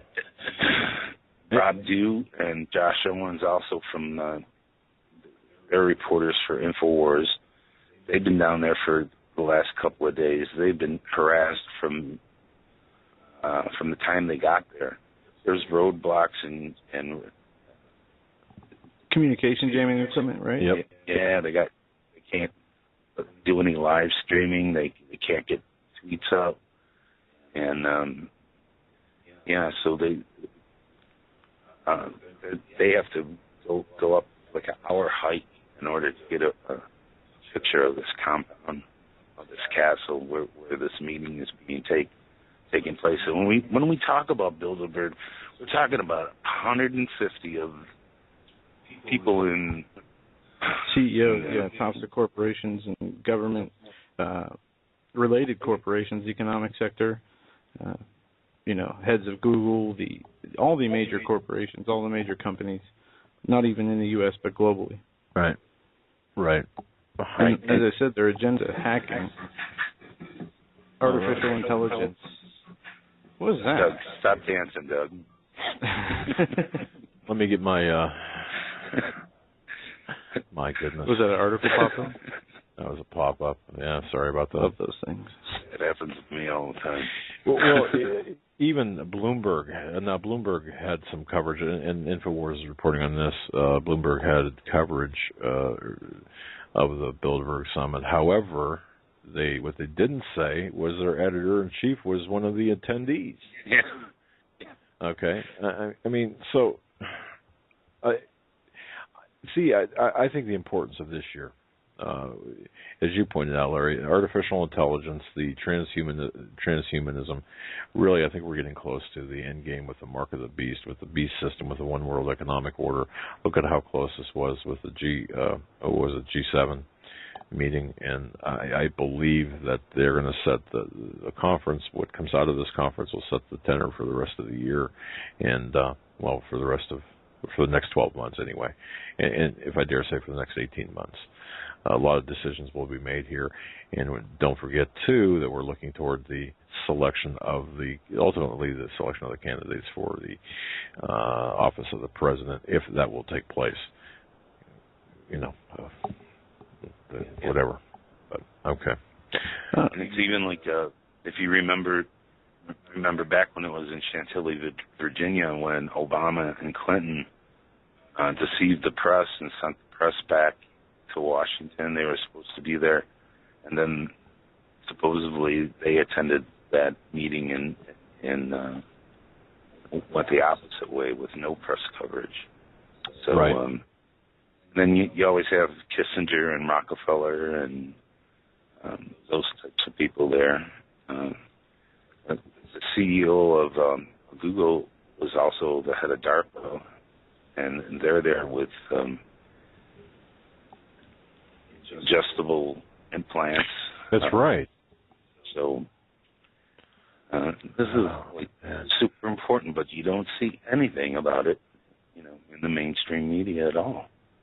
And thank God for Alex Jones and That's right. for him to be able to send people out there and for the support people give him, because we would be in the dark.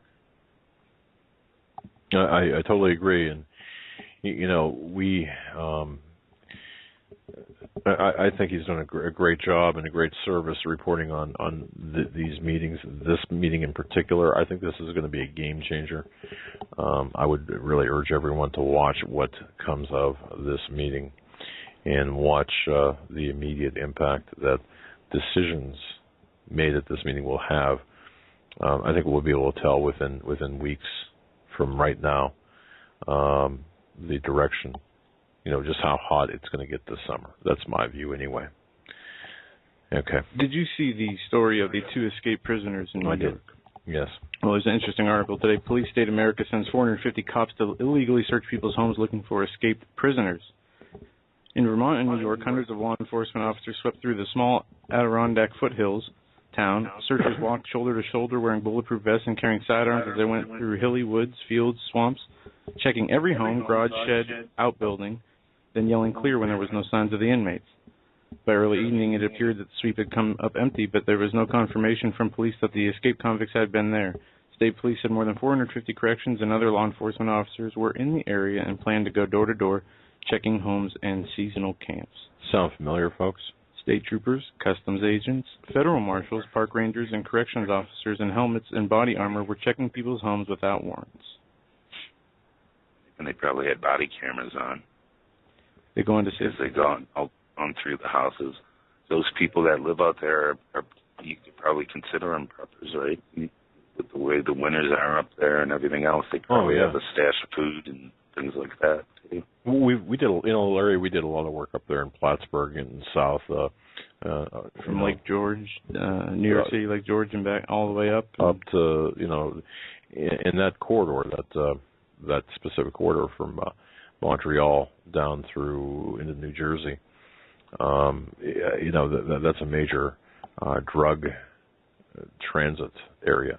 However, in this particular case, the escapees, the two guys from West Plattsburgh, and spent a lot of time in Plattsburgh, in that area, and it's all rural. I mean, it's mountainous, it's unforgiving terrain, but going door to door, searching for these escapees in the manner in which they're doing, to me,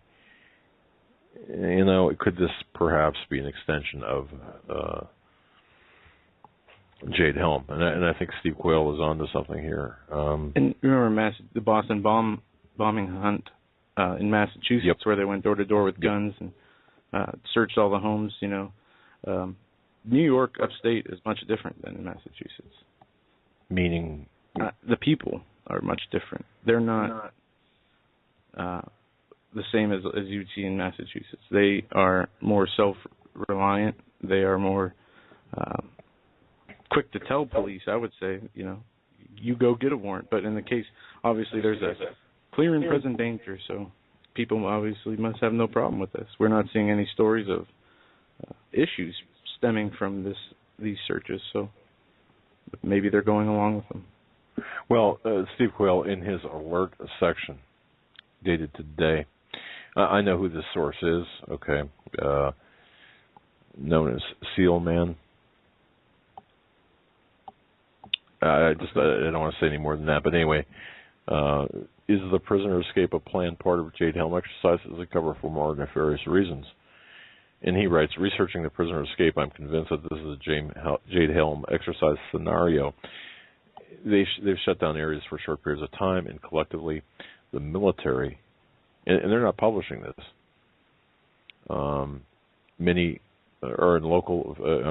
Local federal police, many recently federalized. Think about that now. Okay, are conducting hostile searches, as Larry said. And this source writes, if you think you might be on the red list, or if you're a veteran, a gun owner, a Christian, a constitutionalist, whistleblower, prepper, you better hide your stuff, especially if you're in their path. Yeah, I mean, who knows? They're doing illegal house searches for the prisoners, but when they come up and find something they don't like or something that might be illegal, what is going to be the action then taken? Are they going to let it go because that's not their center of focus? And would that still apply? That search still apply legally? There's another article here that I wanted to get into. DHS secretly videotaping citizens to predict crime. Traveling through the T.F. Green Airport in Providence, Rhode Island. If so, the Department of Homeland Security may be collecting video of you as part of a project to sniff out behavioral indicators of malicious intent. Pre-crime. And they're using, Larry, I had taken a couple of courses in my career as an investigator to read people's body language. And, of course, the street cops, and especially in New York City, okay, where a lot of these seminars were held, the street cops would call, and detectives, they'd laugh and say, this is all just junk science. And I'm not sure where I fall on this, but they would teach you how to like read people's movements and faces and look for ticks. You know, when I say ticks, I'm not talking about the insect, but you know. But to employ or deploy cameras on the streets, like Joe said, or in the airport, and use that as potential probable cause. Man, that's going in a whole different area. I mean, you're looking at a pre-crime type of scenario. You're looking at, although you've got no reasonable expectation of privacy in a public location where people can, you know, where the law enforcement is videotaping you, I mean, you don't have any reasonable expectation of privacy. I get that. But their purpose is for videotaping. It's not for security necessarily. At least that's not the spirit behind the practice. I don't know about this. I mean, we're entering into an area here that I just have a real problem with, and this is working hand in hand with the TSA. And I think what we need to do is we need to disband the TSA, obviously. And as I've always said, and I'll say it again, to me the TSA is the soft underbelly of the DHS. And I think if we can dismantle the DHS, it can be by going through dismantling the TSA first. And how do we do that? We hit them in their wallets. If you don't have to fly, don't fly. If everyone stopped flying for a week, we could bring the TSA and DHS to their knees. I really believe that. Through the airlines, that is. Through the economic impact that the airlines would be hit with. And, of course, the airlines would then say to the TSA, get the heck out of our lives. And I think that's what we need to do. But that's just me thinking. Joe, we promised to open the phone lines. You want to do that? Yeah, we can do that. We have people on hold right now. Other people, if you want to call in, 661-244 is the number. We're going to... Wait a minute. 664. 661-244-9839. I'm sorry. I'm jumping ahead of myself. And press 1, regardless. To talk, just press 1. 661-244-9839. All right, let's go to area code 308. Number looks familiar. 308. You're live on. Hi. Hey. How are you guys doing? Good. How are you? Fine. Joe, you're acting like you don't know who it is. No, I know who it is. I didn't know if you wanted to say your name on air. Hi, Angie. Oh, I don't care. Well, I've enjoyed listening to you all tonight. Well, thanks. Yeah, how are you doing, Doug? I haven't talked to you in quite a while. Very well, yeah. It has been a while. And I trust you're doing well. Yep, I sure am. You guys are doing really well yourselves, huh? Yeah, we're trying. We're doing what we're led to do, I suppose, and that's yeah. And Larry's here, of course. So I know. Hi, Larry. This really is kind of like a party here. It having Larry here. I bet. I wish I was sitting there. Well, it's a treat for us to have an in-studio guest, and it's a treat for us to have Larry Bond from Buffalo, or from, well, I shouldn't say Buffalo, Western New York, to be technically accurate. And yeah, it's just fun. It really is, and trying to get the information out there to people. But what's on your mind? Bless you for it. Well, I wasn't going to call in, but then I was talking to Joe through Skype, and I was listening to you all talk about everything that's going on and just trying to kind of decipher. You know, we get so many disillusions, it seems like, and it's hard to fit all the pieces together. What is truth? What isn't truth? What we're being fed? And so I was talking to Joe, and I said, well, I just keep hearing a particular word in my spirit today, and so it just happened to be it was the same scripture that he wrote out this morning. Oh, wow. And so I know, and so he said, well, you should come on. And I thought, well, maybe I would then. And, you know, the scripture that, well, I just kept hearing a few words, actually, to be honest, and what I kept hearing is that there's no fear of God in the land. And I thought, I need to look that up. I need to know exactly the context of it. So I looked it up, and it actually is in two different places in the Bible, but the Lord directed me to Hosea 1, and it says how the Lord has a controversy with inhabitants of the land because there's no truth, no mercy, no knowledge of God in the land. And then it's in another place, too, in the Bible, actually in Romans 3, and it kind of lists out, well, it speaks to exactly what you all have been speaking of this evening, but it kind of lists out more specifically, you know, what is going on in the land. And then the final verse, of course, it says that there is no fear of God before their eyes, which, you know, you can pull the two scriptures in together. And it kind of gives us a picture, if you will, just a glimpse, because I think we would all agree that we're on the precipice of something major. And we've been on that road for quite some time, but I think we all have moments where we sit back and we say, but why? I mean, how did we get here? Do you know what I mean? Right. You know exactly when we look back. Yeah, when we look back, because like you all with your show, and you know, I have a show now, and I mean, Brother Marcus, we could go on and on, Nathan Leal, Augusto Perez. I mean, I feel like that we're all doing everything that we possibly can to wake people up, to point them to Jesus. And it just seems like even though we're doing all this, there's still so many asleep. And so I think we have those moments where we just feel like, you know, we look back and we think, how did we get here, right? That's right. And I think that's an important part to the equation. To me, understanding how we got here serves two purposes. It gives us the information. It's important for us to understand how we got here, obviously, so we don't repeat the same mistakes again, and we can identify the faces, the names, the perpetrators, the bad guys, and we can also identify the game book, the schemes and the plots. But it also, to me anyway, gives me a better understanding. Looking forward, the continuing course. If we continue on that same path, then we're going to. We've got to change what we're doing.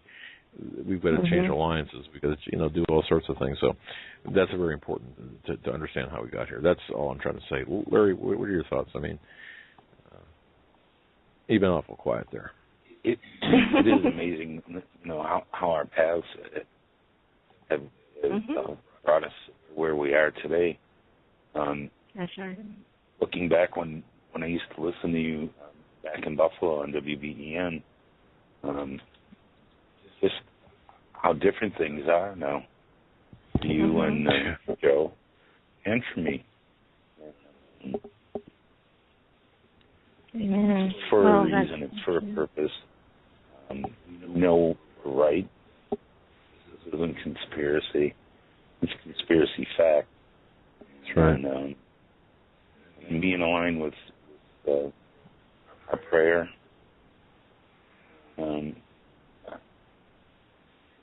We're just reaching a point, and everybody can feel it, like something's about to loose. So, Amen. God is doing this for a reason, and hope we help people. And Council of Time has so many people that are in need of support, and everybody's always there to support one another whenever they're down. When I get sick, I've been sick recently. When I get sick, I think of going to the prayer room, a Council of Time, before 911. So I have a strong attachment to the people, Michael and Angie, and everybody over at COT. And I'm blessed to know you guys. Joe's changed my life. brought me to Jesus, and it's just funny how everything's worked out. Yeah, it is. Right. It does Well, happen for a reason. It does, and that to me is the beautiful part of it, because we're all one body in the Lord, but yet there's different parts to that body. So, like the Hagmann Report, that is the hand, and then we have just Augusto is the other hand. I mean, it's all of us working together as one, and hopefully, when the unity is there, then we can each serve our individual purpose, but most importantly, serve the purpose of the Lord, because none of this was an accident. I mean, looking back, and when Doug and Joe, that day that LBN, everything crashed down that day, and then it just, everything kind of began to unfold back then. How many years ago was that? Was that like 4 years, 5 years ago? I'm trying to remember now. 2011, I don't 2012, know. beginning of 2012. Yeah, I can't remember, to be honest with you. This is the 899th episode, actually. It is? Oh, wow. Tomorrow's and 900. and then, How do you know and then that? Pastor Paul. How would he know that? I totally know. I mean, is that Yes. logged somewhere? Yes. Or okay. Yes. I just caught it the other day at 8:97. All right. Wow. So, but we're all on this journey, and it's, we're separate, but yet we're together. And we totally can see how the Lord is orchestrating everything together. And we talk all day long about what the enemy's doing and trying to figure it out, and it can almost make you crazy. And what you do, it's so important, because it wakes people up to take notice, and it's very valuable. And, we cannot forget, and I say this a lot, but still, I mean, the Lord is on his throne. We cannot really derail prophecy. In the way things are playing out now, it is lining up so much with Scripture day in and day out that we can all feel, something is coming, something big is happening. But really it is him. It's truly him. It's his working, and it's, it's really undeniable, actually. And I think it's getting more and more prevalent all the time that we can no longer deny it. And sure. I don't know. It's just, I just remember the little things, because I think the last time I talked to you was when the school lunches. I don't know if you remember, Doug, but I had called you. I think I was so upset that they were taking the kids' lunches. Yes, because they didn't approve of how they were packed. It's so, this is exactly what you talk about, like how we get so dumbed down, because now, and what I face now, and that had to have been 2 or 3 years ago, I'm not even concerned about that, because with that core curriculum that's in the school system now, and with Gabriel, and with Gabriel going into junior high, and the sex education, I am extremely concerned about it. Extremely. Yeah, and what do I it's do? ridiculous. Well, Mm-hmm. I think we have to fight on the local level. Okay, to me, this is, and then I'm going to say this. I'll turn over to Larry. But here's what I think: if you've got children in the school system, in the public schools, in the government school system, and hey, I understand. I mean, my kids went through the government school system as well. It was out of necessity. Obviously, didn't have the money to put them in a private school, but ultimately, but you've got to assert your parental rights. If everyone asserted their parental rights and said, you know what, you're not going to take my kids' lunch away, especially, you're just not going to do that.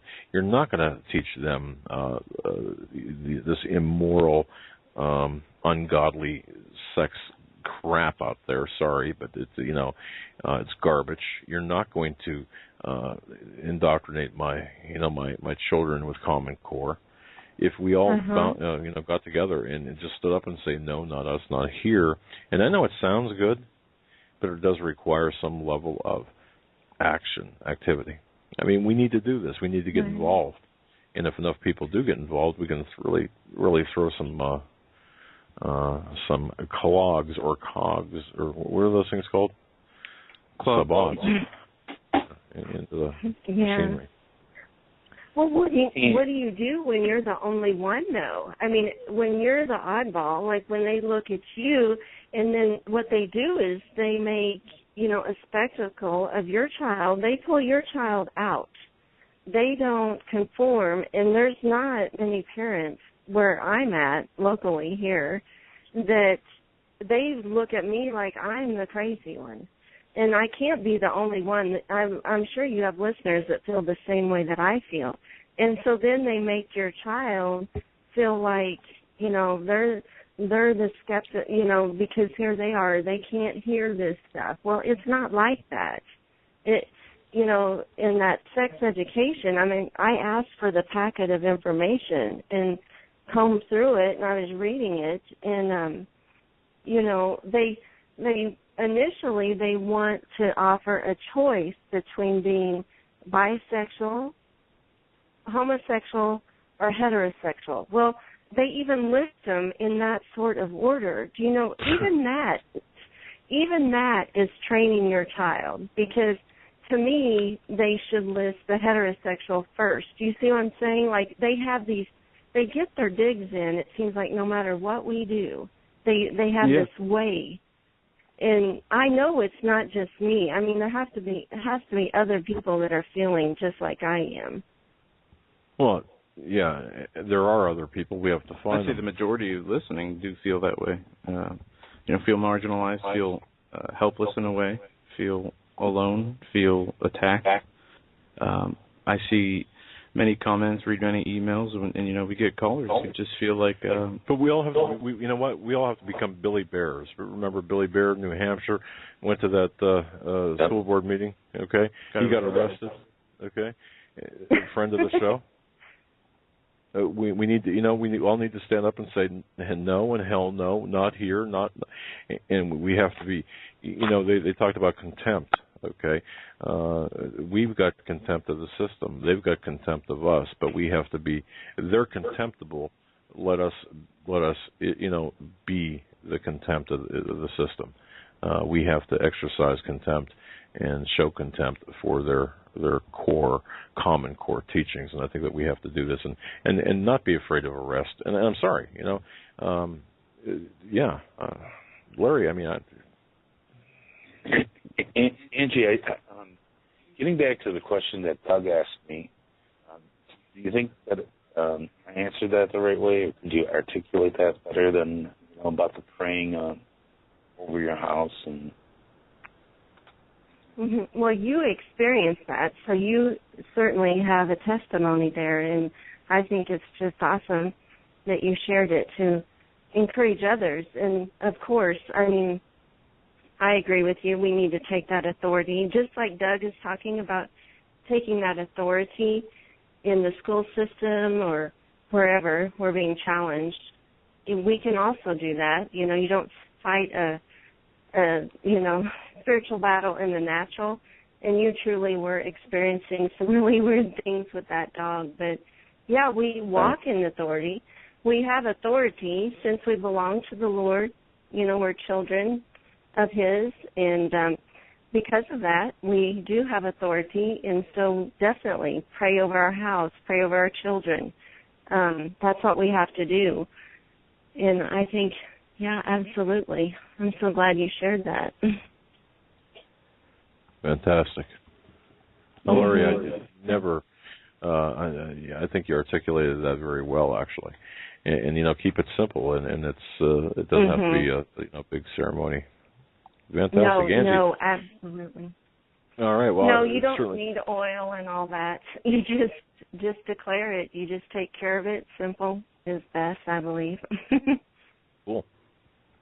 Well, thank you for that, Angie. Thank you for having me on, and God bless the three of you. Well, thanks. All right. Good night, Angie. God bless you. Bye. Bye. Take care. All right, we have a number of phone calls, so we're going to do this. We're going to take a break. We're going to come right back, and we're going to line them up and knock them down on the phone line. So if you're in queue on hold, have your questions ready, and we will be right back after these short messages. You're listening to the Hagmann Hagmann Report on this Thursday, June 11th, 2015. Coming back on the other side with your phone calls.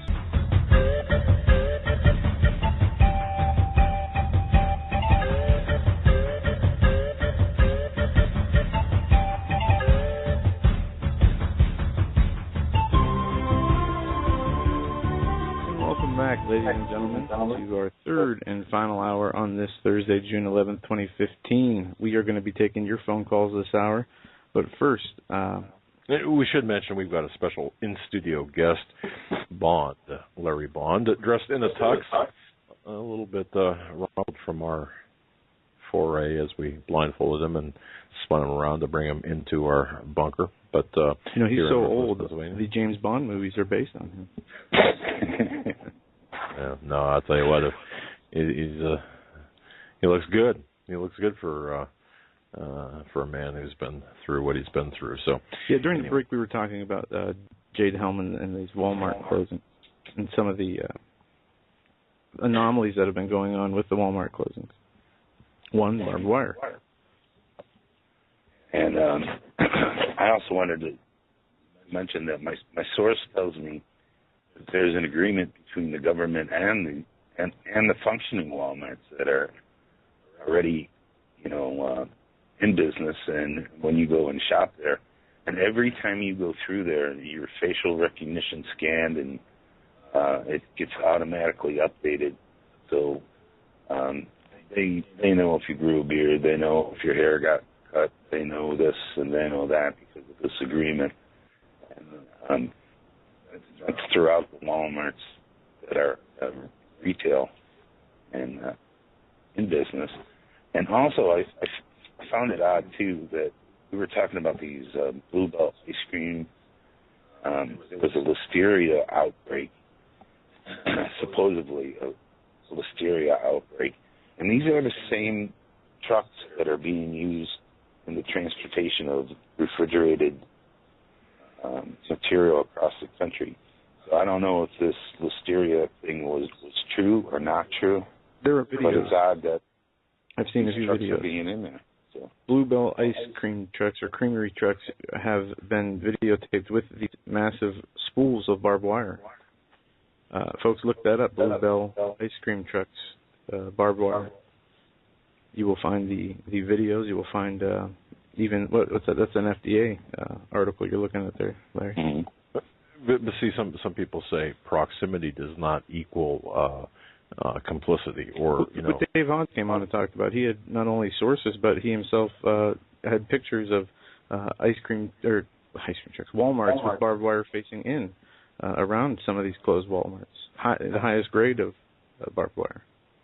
The last time he was on, we talked about that. So very interesting. All right, let's go to the phones. We're going to go to area code 423 first. 423, you're live on the Hagmann and Hagmann Report. What's on your mind tonight? Hey, what's going on, fellas? Well, you tell us what's on your mind. Well, I'll tell you what, let's start off with a verse. How about the Lord is good, a stronghold in the day of trouble, and he knoweth them that trust in him. Nahum 1:7. Let's start with that.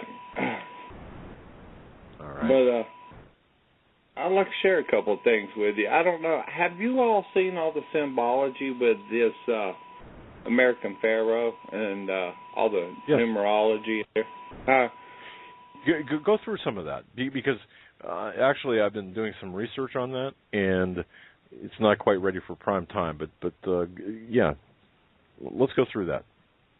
Okay, first of all, the American Pharaoh, but he won on 6/6/15, 1 + 5 = 6. He wore number 18, 6 + 6 + 6. Okay, the second leg started, when he won that leg, it ended at 6/18. As soon as the race is over, he puts on a monster hat, which is the Devel on the wall, the 3 Hebrew 6s. And it just goes on and on. I feel like I'm leaving something out, but the Triple Crown, which is Hierophant, which is the Pope. That's right. pretty much what I got on it.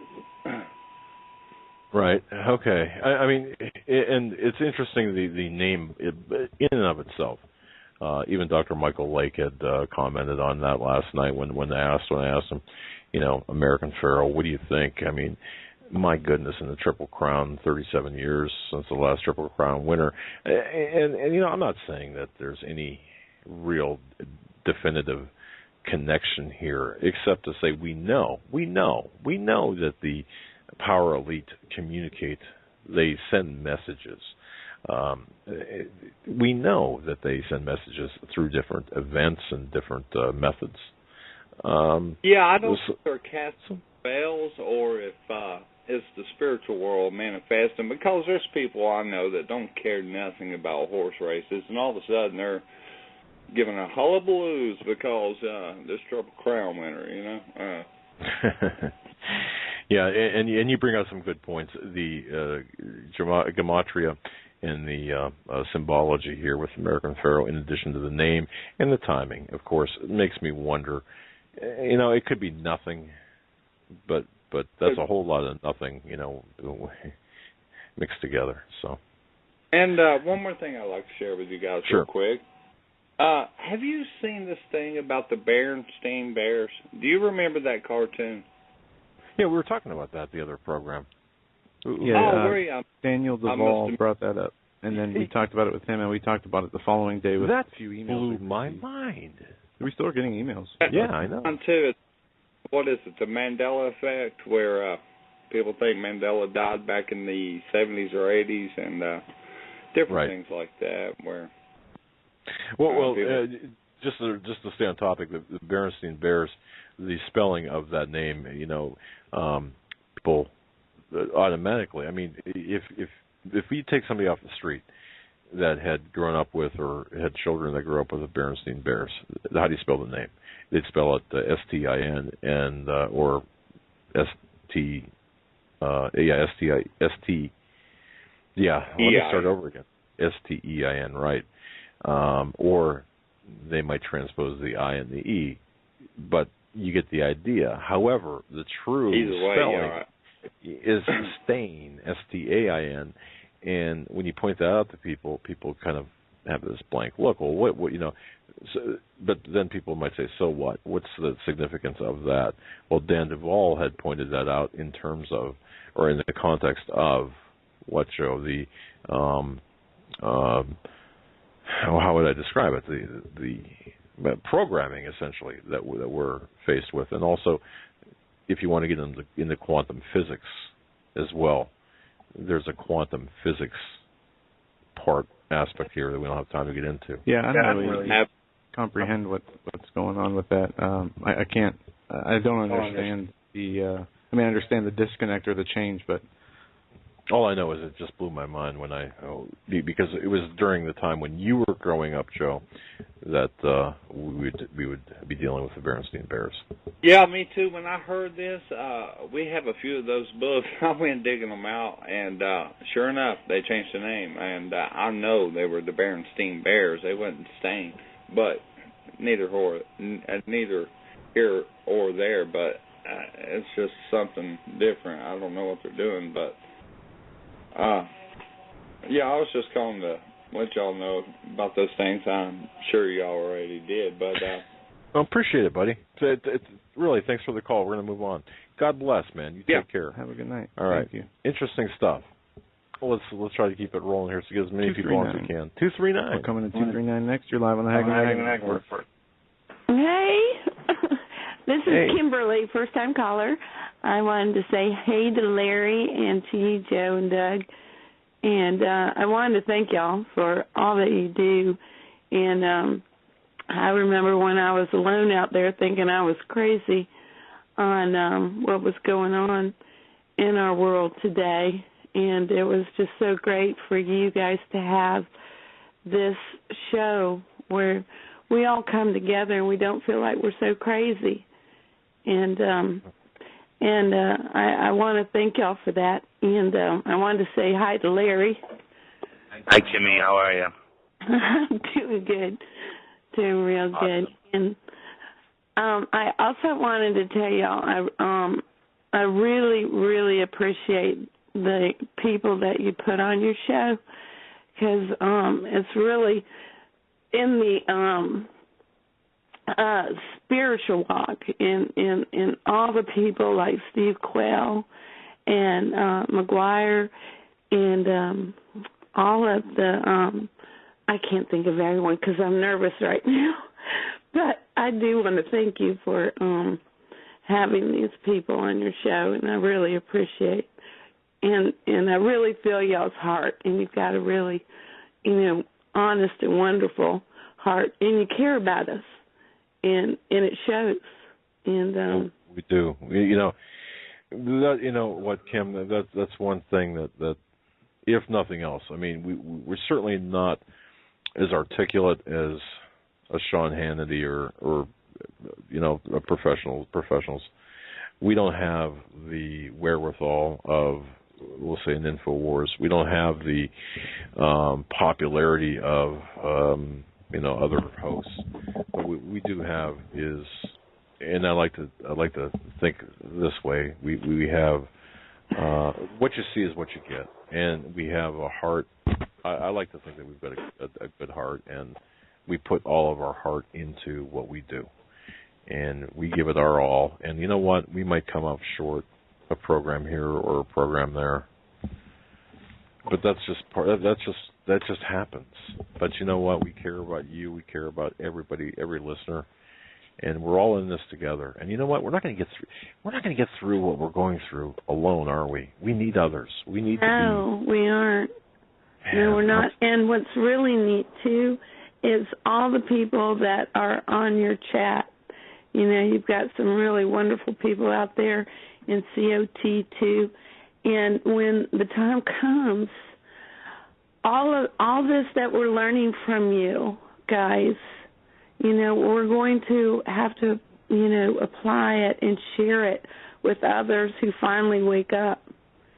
And so all that we're, hearing from you guys and from your shows and learning, this is an application that we can apply when God has us apply it, And everyone out there who is listening and who are in the blog talk, God has put us all together here for a purpose, and it's to learn. And so we can bring others to the Lord and to help them through these hard times that we're going to be going through. I could not have said that better. I mean, even if I rehearsed that, how precious that is, and your statement is so right on. Wow, thank you so much for that. Well, I wanted to thank y'all, and I wanted to say hey to Larry and that I love you, Larry. And, love you too. And I'll let someone else get on. And you guys have a wonderful night. Thank you. Thanks God for bless calling. you. God bless. Thanks, Kimmy. Good night. Good night. God bless. All right. Some great calls tonight. Let's move right along. 843. You're up next, live on the Hagmann and Hagmann Report. Good evening, gentlemen. Can you hear me okay? We can. Okay. I want to give a little lighter note. If you got a pen, write this down. You got to check out this little video of a 2-year-old little girl. Let me know when you're ready. Go for it. Okay, it's youtube.com, and then capital letters, Abba, like Abba Father, up, exclamation mark, hyphen, toddler says the king is coming. I heard the interview on Rick Wiles a couple of days ago. And, man, how does a 2-year-old little girl know these certain words at that age? The mom caught it on her cell phone, and you got to watch it. Yeah, I think it's linked off of Rick Wiles' website, True News website. I've been getting emails about this, and I haven't checked, but I will during the program here. But yeah, it's caller. Explain to the listeners what this is. It's a cell phone video of a 2-year-old child, right? Yep. Yeah, she the parents, I don't know if it was like late in the night or early in the morning, they hear knocking. They go out into the house to see where it's coming from, and it's coming from her room.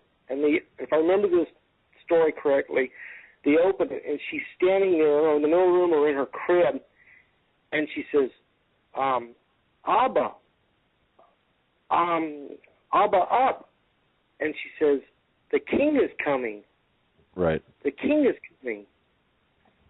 And my mom, she's a godly woman. I thank the Lord for her. And she goes, well, son, don't you understand? If the adults aren't paying attention to some of the adults and the events and things are going on, God, Jesus Christ, is going to use the children to grab the attention of the people because they're innocent. They're babes. Very well said. But I want to jump to another thing real quick, and I'm going to let it go and let you listen. But I encourage everybody who can watch that, watch it. It just tickles me, man, because I just know he's coming soon. Yeah, we'll check that out. I went to that movie San Andreas, and I used to live out there in the Coachella Valley years ago. And Doug, you probably recognize my voice. We talk about Connie at Lake once in a while when I call him. Oh yeah. Yeah, I used to live out in La Quinta, where we used to hold the Bob Hope Desert Classic, and we lived just on the other side of the mountain range of the Salton Sea.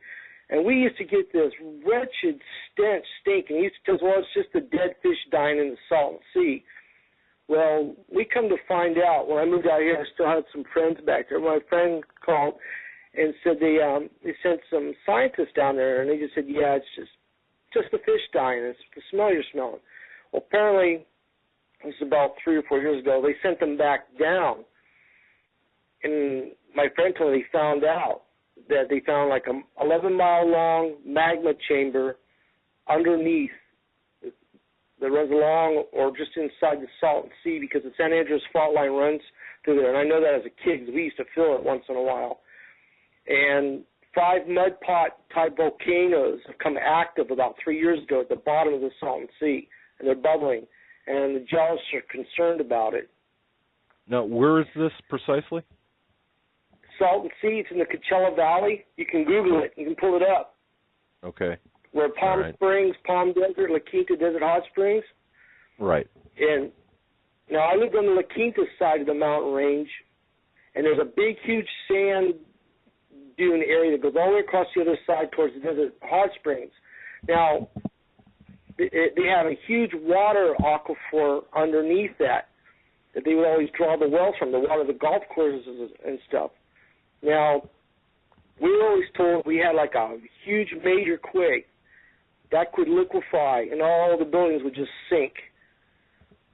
Well, now that we're having a drought out there and those aquifers are getting lower and lower, don't you think there'd be like hollow caverns underneath the sand? That they should have. I saw a simulation on the History Channel. They show if that wave would hit, it would just devastate all the way through that valley area into Los Angeles and up the San Andreas fault line. Wow. All right. That does make, to me, that makes sense. If you're drying up the aquifers, you're going to have an imbalance of pressure, right? I mean, so it does make sense. Right, and along the mountain edges there in the valley is a dark, dark strip because the Baja Gulf used to come up there about 400 years ago. And I can remember as a kid, we first moved there, we could still see the salt marsh cattails at the bottom of our city there that were left over from the salt marshes. And you can see the dark strip that runs along the mountain all the way down the Salton Sea. Now, there's hardly a sand dune that separates the bottom Imperial Valley from the Baja Gulf. So if they would have a major quake, which they had one down in Mexicali about 3 or 4 years ago, a 7.1, and a friend of mine that I worked with had relatives in the Mexican side. They called him and said the ground started to liquefy. Now, if that ground liquefies and that sand berm collapses, the whole Baja could come all the way back in, and they could have a 50-foot plus height of water come all the way back into the Coachella Valley in the Indio area. Wow. All right, that's something that we're going to have to keep our eyes on and do a little bit more research on, because that's certainly you're talking about a recent change. When I say recent, relative, and something that sounds rather perilous. So, okay, thank you for mentioning that. Just one more thing to be concerned about, right? Jeez. Yeah, well, they had, I was watching Jim Baker, and they had John Shorey on there, and he read a headline out of the news: scientists concerned of a major quake in the next couple of weeks in California. I just happened to hear it come across on a TV program. I was watching it. Isn't it interesting, too, given the area? Look at the Jade Helm map and look at where you're talking. Rather interesting. Just as an aside, I suppose. Well, listen, you know what? We're not to walk in fear. Perfect peace with Jesus Christ. Watch Abba up. You'll be encouraged, y'all. Have a good night, guys. Hey, thanks for calling. Great to hear from you, buddy. Thanks. Good night. God bless. All right, let's go next to area code 916. We have two callers from 916. If you heard the beep on 916 on your end, that's you. Hey, guys. This is David Emery. How are you guys doing? Hi, David. So I'm the first-time caller, but I've been listening to you guys for I feel like a couple of years now. And I just wanted to say you guys have definitely been a compass for me. I became awake during, well, let me back up. So 9/11 was my spiritual awakening. I actually was raised in a Christian home, went to a great Christian school where I was taught a lot of truth, and then strayed away from the Lord, got into drugs, and the day 9/11 happened, it was like everything I'd been taught in my life came back to me in that moment. And I came back to the Lord. Now, it's been a struggle ever since.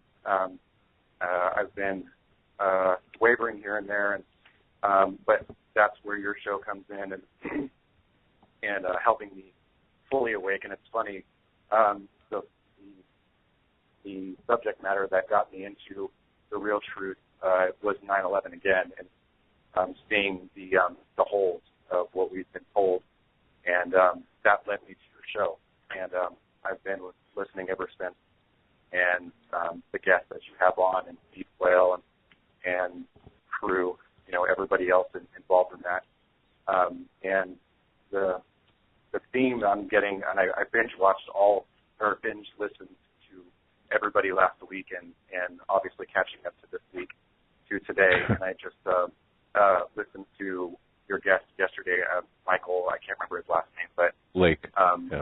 Lake, thank you. I just wanted to reiterate what he was saying, because it's speaking to me in terms of getting back to being in prayer, and also not fighting politically, because I think, I'm not going to speak for everybody, but I think it's very easy, especially if you peruse Facebook and, on a constant basis, you start fighting these little battles of what you see on there, losing sight of the overall picture, the fact that we're operating from, the idea of being on the winning side, and it's very easy to lose touch with where God wants us to be. So I was, strongly touched by his words about the power that we have, because you fall into that fear, especially if you start fighting those little battles and researching so much, and you start to lose sight of what God wants us to do, and you start getting afraid.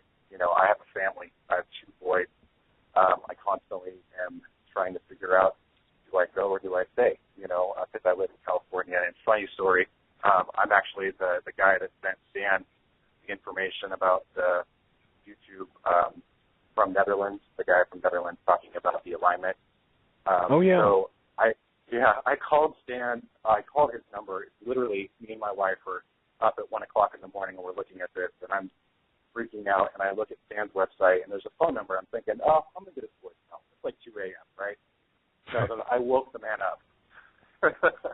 You woke him up. I woke him up. He answered the call, and God bless him. He was very gracious with me at that moment. So I let him go back to sleep, and I wrote him an email the next day, and he conversed with me 3-4 different times, being very thorough and very judicial in his answer. Obviously, not telling me one way or the other, but he was, do we take a vacation? Well,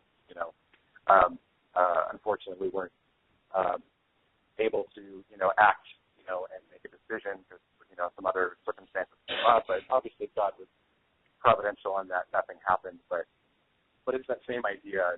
And one of the things Dan also said in his email is, look, God could come back tomorrow. We just have to be heard from everybody is that we do have a job here. And I'm saying this for myself more than anything. And, that we do need to band together as the remnant and just work very hard in making sure that we're being obedient to God. And I just thank God for you and Joe and what you guys do every day. And I just wanted to thank you. Well, thank you very much for that wonderful call. I mean, really, thank you. Gracious words. All right, guys. Well, you have a blessed night, and I'll keep listening. All right, buddy. Thank you. Thanks for the call. You have a good night. Two words, Joe, to me: obedience and repentance. Repentance and obedience. That's just my 2 words. I don't know. All right, let's go back to the phones. Area code 205. You're up next. Welcome on board the Hagmann Hagmann Report. Hello, guys. How y'all doing this evening? Very well. Good. I just wanted to give you guys a call and tell you that appreciate everything you're doing. Your show's been a blessing to me. That lady that was nervous there at the end, she kind of hit it right on the spot. She might have been nervous, but she ended the statement very well, I thought. You got it, man. I couldn't. You know what? I could not have scripted that better. Seriously. She really done a great job. I just wanted to make a comment. They were talking about this internationalizing basically the city of Jerusalem and get your viewpoint on it.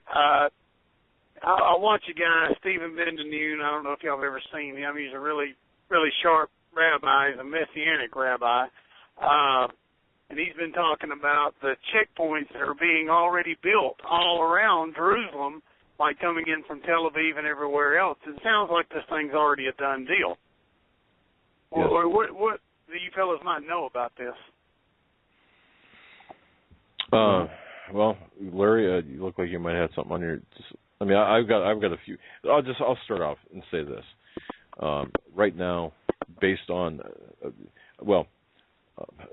from 1967 through the George W. Bush administration, the policy was basically a hands-off. Jerusalem will always be a separate entity. It's not going to be the capital. It was recognized as, up through George W. Bush, it was recognized as part of Israel. And however, no one had the fortitude to make it. To move their embassy. We have not had the fortitude to move our embassy to Jerusalem. Now, everything changed in 2009 under Obama. Now it's more aggressively, Israel will be an international city. And if you go back and research when these hard checkpoints were created, you'll see that it was in the latter part of the administration of George W. Bush. And then in 2009, they really began in earnest under Obama. So what I'm seeing here is this acceleration of making Jerusalem an international city in preparation of the abomination of desolation, in my view, anyway. Larry, I don't know if you had any comment on that. I agree. Armies are massing all around the world, and especially in that area. more and more they're getting ready for something to happen from my source.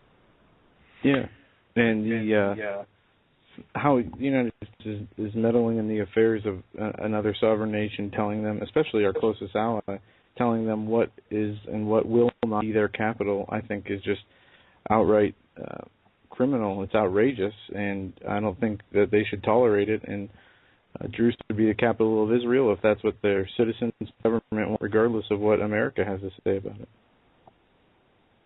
I agree with all of you, and I think that. I mean, it's just like you said, Joe. I mean, it's just it's like Israel telling us what we're going to do with our capital. I mean, that's crazy. It's insane. They're a sovereign nation, and and Joel talked about this, but also, God had a promise to Abraham, and he said, I'll curse those who curse, I'll bless those who bless you, and curse those who curse you. And he says, if you divide my land, I'll just cut you in pieces.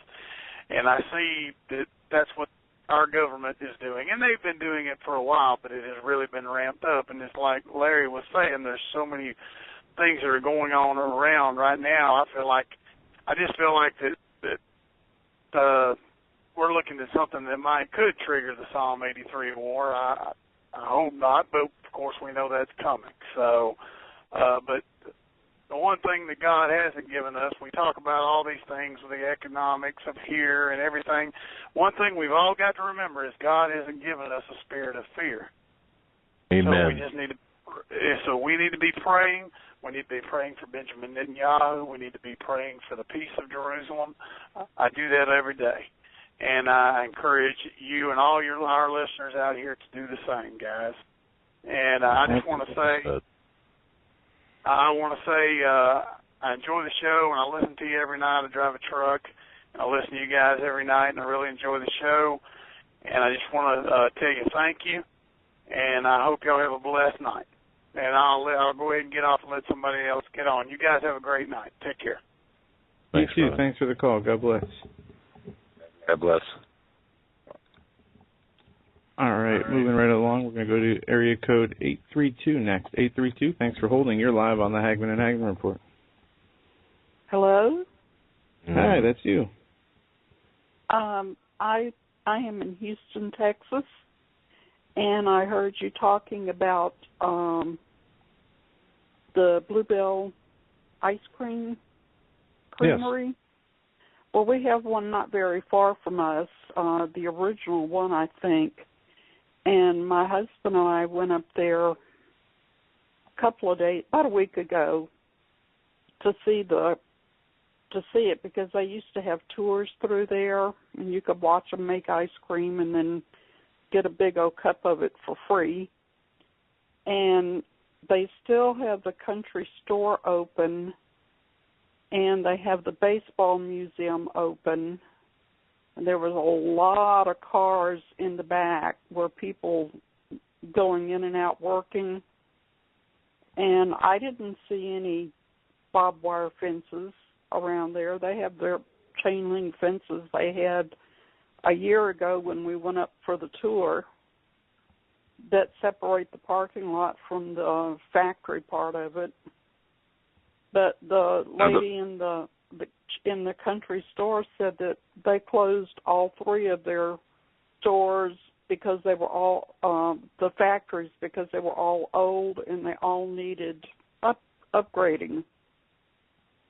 Now that's kind of odd. We didn't say that. You may have misunderstood us, or maybe I didn't articulate it. I could not. The way it should be. I may have misheard what that lady was saying, or whoever said it. Yeah, we were talking about the Walmarts that had that, not so much the Bluebell plants. The Bluebell trucks. The Bluebell trucks are being filmed in the convoy of the military equipment being transferred across the country. Okay. Well, I didn't know that, but it's very interesting that the National Guard happens to be right next door to the main Bluebell plant. I thought that was quite interesting. Yeah, I didn't know that. Who knows? Who knows? Exactly. I've got something else I wanted to ask you. I'm a first-time caller. I listen to you every night. I listen to Rick Wiles, and I listen to Hagmann Hagmann, and then I listen to John B. Wells, and then I go to sleep. But last night he had W on, and I have not heard from him in a long time. And I was really surprised that he was on his show. Which show? Ma'am, I'm sorry. John Which show B. Wells. John B. Wells. Okay, all right. Yeah, Caravan to Midnight. Right. And every time I've ever heard him, W, he's always excitable, talks fast, and I don't know, just kind of strange.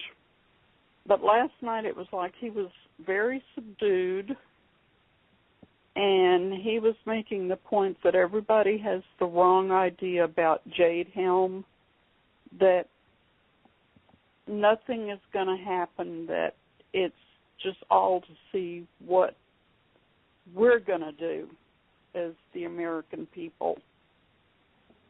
He might be right. I mean, I don't know. I don't know. I don't either. You know, ma'am, boy, and thanks for bringing this up. Do you think that there could be multiple purposes for this exercise? Well, he says it. Who knows what it's really for? You know, I don't know. Most of the people that I've casually mentioned it to here in Houston, and I don't know a whole lot of people because I'm transplanted from another state just a few years ago, and they've never heard of Jade Helm here in Houston.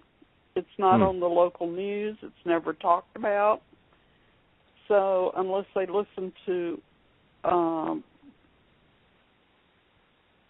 media like yours or John B. Wells, because he talks about it a lot, and Rick Wiles talks about it a lot, and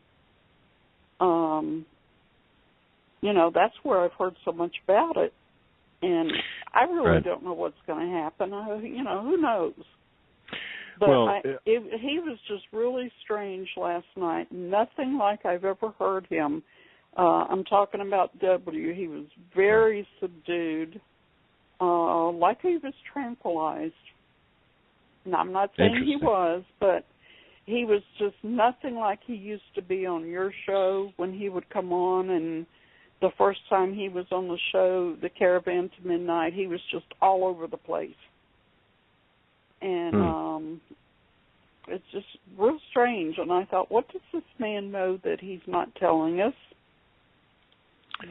After I listened to him for an hour and a half, that's the first thought I had is, what does he know that he's not telling us? Trust that instinct. Yeah, I figured so.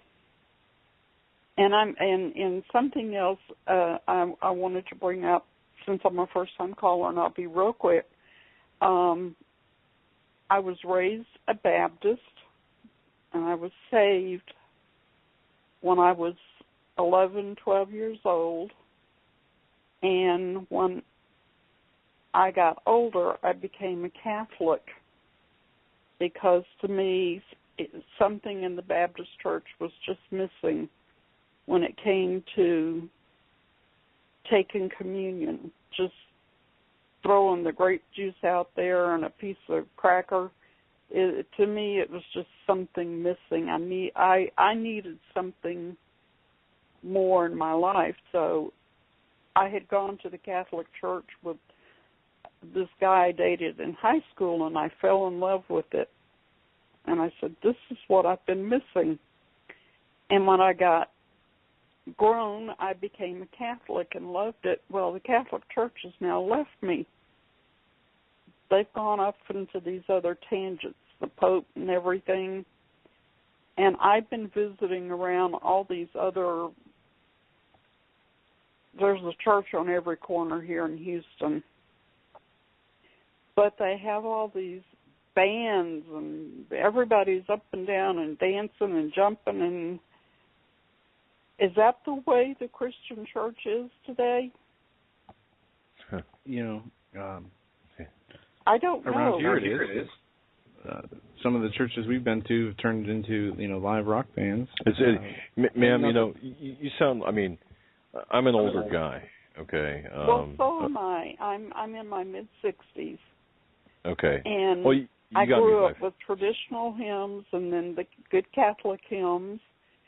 And the Catholic churches here still do not have rock bands. But I've been to Baptist churches, Methodist churches, independent of who knows what kind of church it is. And every one of them have massive bands. Yes. And I told my husband, I said, if I want to go see a rock band, I'll pay for it and go see it. Exactly. Ma'am, I love you for that. I mean, really, I'm serious. I don't need to go to. To me, it's sacrilegious. It is. Well, thank you. Thank you. Because I don't understand it. And they put up it's all these big screen TVs and all this kind of stuff, and you have like a 10-minute sermon, and you spend 2 seconds in prayer, and there's no prayers for getting people saved. There's no prayers for, I can't think of the word, where you're asking for forgiveness for your sins. No, that's right. And it's just I'm lost. I'm the best church I get is when you have Steve Quayle and what's the pastor that comes on with him? Pastor David Langford, the voice of evangelism. Yes. Oh, yes. He's great. He's wonderful. Yeah. And I thought, why doesn't he come to Houston and start a church? Because I'll be sitting on the front row. Yeah, I know he's in touch, man. We do. We and need that. I totally agree with you, ma'am. And we don't need to go to these entertainment centers to listen to prosperity gospel. We need the old-fashioned repentance. Well, see, I live here with Joel Osteen, and oh my gosh, at the size of that man's church, it's unbelievable. Unbelievable. Yeah. But they love him here. They love him. Well, it's okay. I mean, he all but walks on water. And I just can't see that, but I guess I'm just too old. No, you're not. No, you're not alone either, man, when it comes to your feelings. Well, I just wanted to call. I've been trying to call forever for one thing or another, and I thought, well, I'm just going to call and just sit here with this phone to my ear, and I've been waiting for about an hour and a half. I'm sorry. That's okay. I finally got through. But I'm glad you did, because your point's all relevant, all right on point, and many people feel as you do. They really do. Yeah. Well, I just think church is where we're supposed to go to worship God, Jesus, the Holy Spirit. And now it's just a big bash, It's just like a party. Pretty soon they'll have mosh pits in front of the altar. It wouldn't surprise me. It would not surprise me. But y'all keep up the great work, and my husband and I, when he's off, he's a nurse and he works at nights, and so first thing he says when he comes in the morning, who was on, what'd they say? So I have to remember everything. And because he hates missing the shows. He hates missing y'all. And well, you just give him a big hug and tell him thanks for being part of our extended family. And you too. Well, he is, and I am, and I just, whenever we go anywhere, we haul our computer with us and everything so we don't miss anything. God bless you. Thank you. Well, I'm going to get off so somebody else can get on. All right. Well, thank you God so bless much. you. And tomorrow you Thank can tell your husband.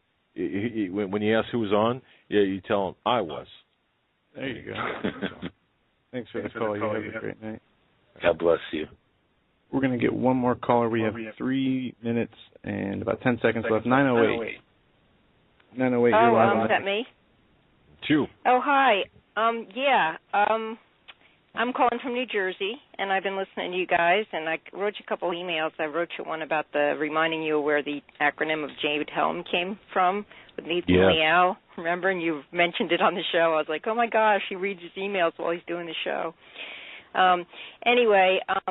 I wanted to mention American Pharaoh because I used to be a jockey, and I rode at Belmont and Aqueduct and Saratoga, that circuit, in the 80s, and I did really well, but it's really hard to win the Triple Crown.